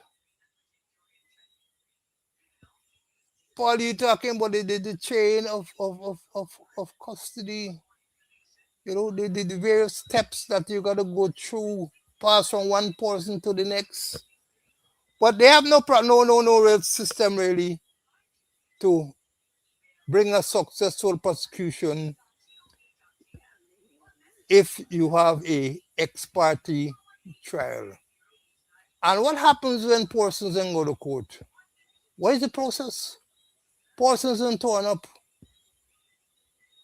And who monitoring those cases so that you have within the 14 days barrier to put the persons before the court? So much thing getting wrong there, And they're saying that because they have not put laws in place, new laws, or because they have not been complying with Section 45 of the Motor Vehicle and Road Traffic Act. Total confusion going on in court. The only case they get successful prosecution is the person get ticket and the person go and pay the ticket themselves. Or they go to court and say guilty. Otherwise, what happened with the rest is total chaos. Yeah, total chaos. Because again, let me emphasize this. The law is clear. There's with our guy in the law. You're charging these people with dangerous driving. And let me emphasize, I am in full support of action being taken against these people, these third lane people who dash in on the inside, and not only minibuses, cars as well, private cars. Check the morning on the East Coast, especially between Souvenir and all the way to Better Hope side. Check every day. Check in the afternoon. In the mornings, vehicles traveling west. In the afternoon, when you get to about, let me say, Conversation Tree side, all the way through to up to Ogle and all those, we'll check and see what's going on. So I am in total agreement that condign action must be taken against these people. But you have got to make sure that the actions you're taking complies with the law and makes sense. Because I am saying to you now, without any fear of contradiction, that if a person pleads not guilty to any one of those dangerous driving charges you say you are bringing against those persons in the third lane, you can't get no conviction because Section 35 is clear. Before a person can be convicted for the offense of dangerous driving and others, you have to serve them with a notice of intended prosecution. That is what the law says. And I don't know, I'll change the law. That is what the law says. I mean, I was traffic chief on 2 occasions. I was a divisional commander. I can tell you that. You see, the traffic chief and Ikin and all them and get a clue. They're operating with NFC. The N is no, the C is clue. You student determining what the F is. Right? You can't. That is what the law says. And I make the point repeatedly. You can't break the law to enforce the law. And the first person who get charged and decide to plead not guilty, apart from the fact how you're going to present the evidence, I don't know how you're going to proceed without them being served with a notice of intended prosecution as directed or stipulated by Section 45 of the Motor Vehicles and Road Traffic Act. So is a blind leading the blind? I mean, Iken would not know that. The traffic chief will not know that. But you must get people in the system who, the thing is, I'm sure they got people in the system who know this, but they would not listen. They operate on this power continuum. I am the commissioner. I'm the traffic chief. And if I say this, do it. Right? Don't come with no explanation. Just do what I say. That is part of the problem. That is part of the problem. And we're going to talk about this more. And again, I am appealing to the minister for the minister to intervene, because you're going to be wasting resources. So you're putting people before the court. The minister ought to know as a former magistrate that I ain't going no place if the people plead not guilty to discharge. And therefore, the whole thing will lose its effect. It will lose its effect. That is the third lane monitoring. Because people know that they're going to do, especially a man who knows the law or something. He can break the law. A man who is well connected, he can do what he got to do, knowing full well that you can't convict him. So they need to address this and address this urgently. Now, I promise to lighten up the afternoon. Those were some serious, serious issues. Well, let me lighten up. Let me remind you all about this one. 5 more. 5 more. 5 more years of fear in your chest, whisper in your ear. 5 more years of keep man smiling while the poor man tear. Election done, the mass still on. Promises sweet, but the sugar gone. Infrastructure cracking, contracts wide. Billions missing on the government side. 5 more years, the chain still tight. 5 more years, no justice in sight. 5 more years, corruption feast. 5 more years, the rich increase. Yeah.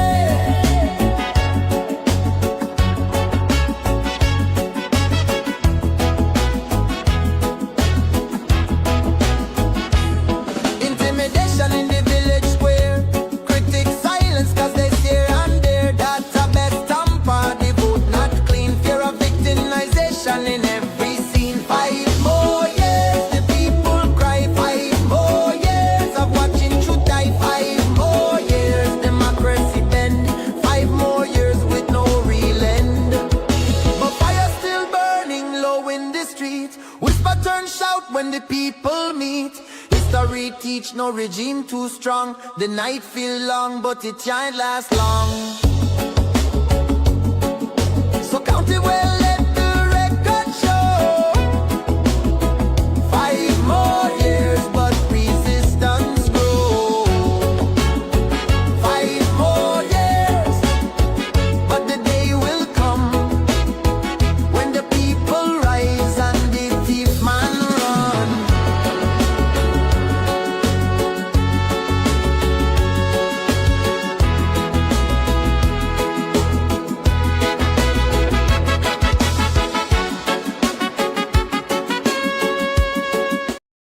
5 more years, 5 more years. You know, we told you about the third lane. Now let me show you what going on. When we talk about the third lane, this is the picture that is taken by this camera, this SRIS system. These are the pictures. That's 4 taken. You see, this is one bus. They have the number of the bus.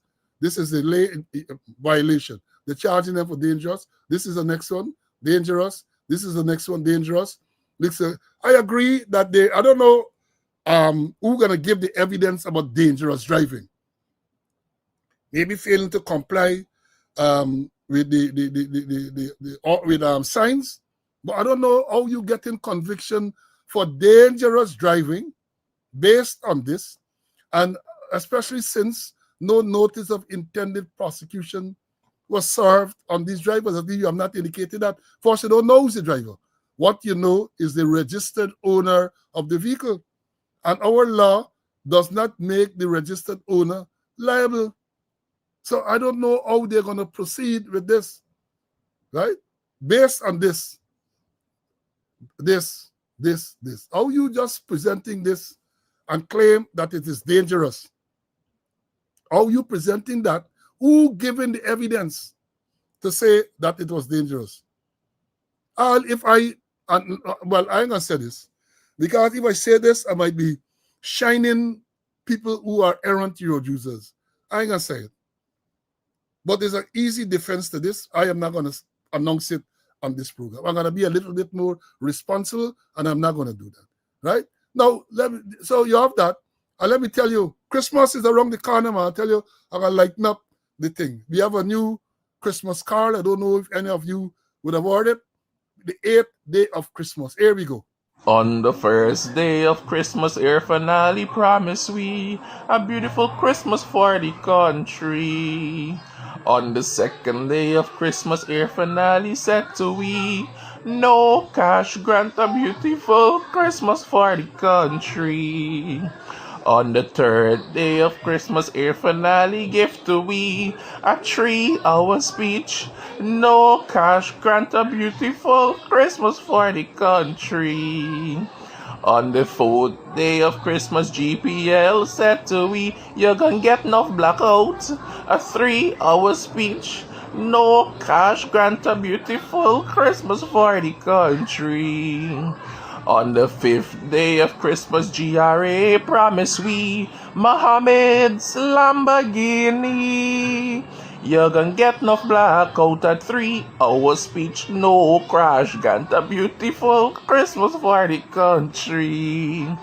On the sixth day of Christmas, Mohammed said to we critics go the rolling Mohammed's Lamborghini. You're gonna get enough blackout a 3-hour speech. No crash, got a beautiful Christmas for the country. On the seventh day of Christmas, guy will give to we muddy water through we pipes. Critics go the rolling Mohammed's Lamborghini. You're gonna get enough blackout a 3-hour speech. No cash, grant a beautiful Christmas for the country. On the 8th day of Christmas, Mark Benchcomb said to we, that's not Barrett, that's Dilip Shashri Venkatasamy.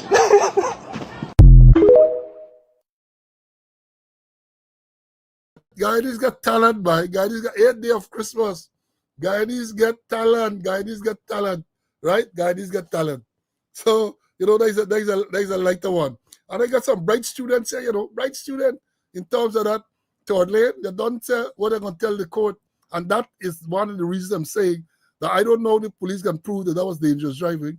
There are so many things that people can say. I'm not going to enlighten the errant road users here, but there's so many things. Because remember, as I leave you this afternoon for bringing CC for a brief closing, when you are charged and put before the court, generally, you who is charged or you who are charged have absolutely nothing to prove. You ain't gonna prove nothing. They who charge, the prosecution, has to prove the case. So I don't know how they're gonna prove this case. The prosecution has to prove the case. You can go there and stand up like Mark Phillips as a Dombai, right? You stand up there as a Dombai, and they can't determine your guilt based on the fact that you refuse to say anything. The prosecution has to prove its case beyond a reasonable doubt. So, folks, remember that. Remember that.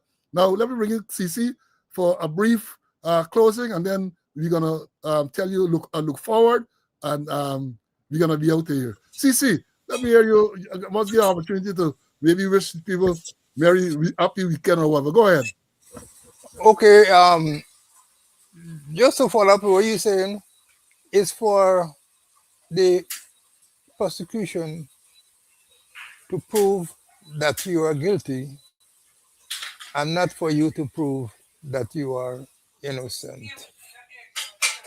We have a long weekend coming up, and I want to wish all our listeners, all our students, a wonderful weekend, a God bless weekend, and looking forward to participate with you on Monday.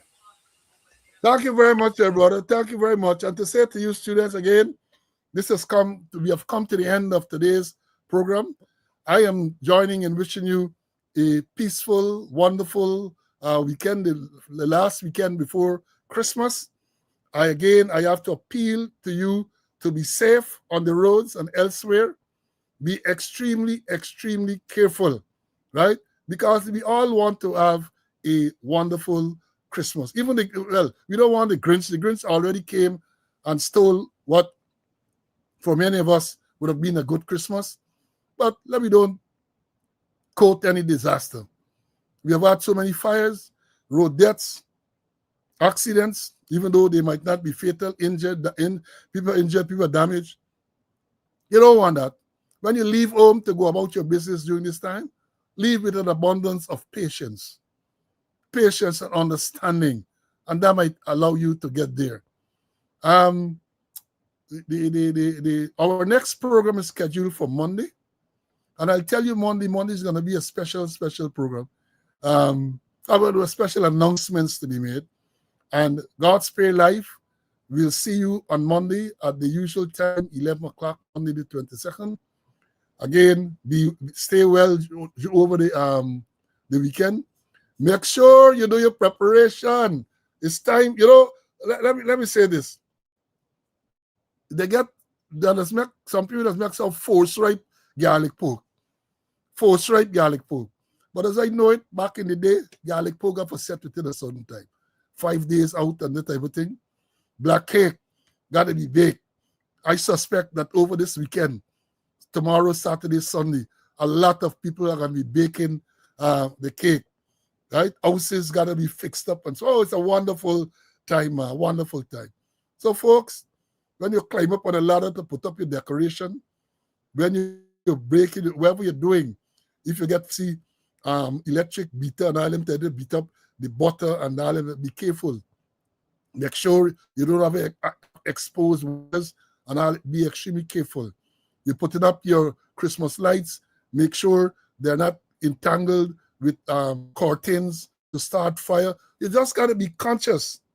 You just got to be conscious so that we can all have a wonderful Christmas. So, folks, we have had a good long afternoon. Again, I implore you to stay well until we meet on Monday, God's willing. Be good. Bye.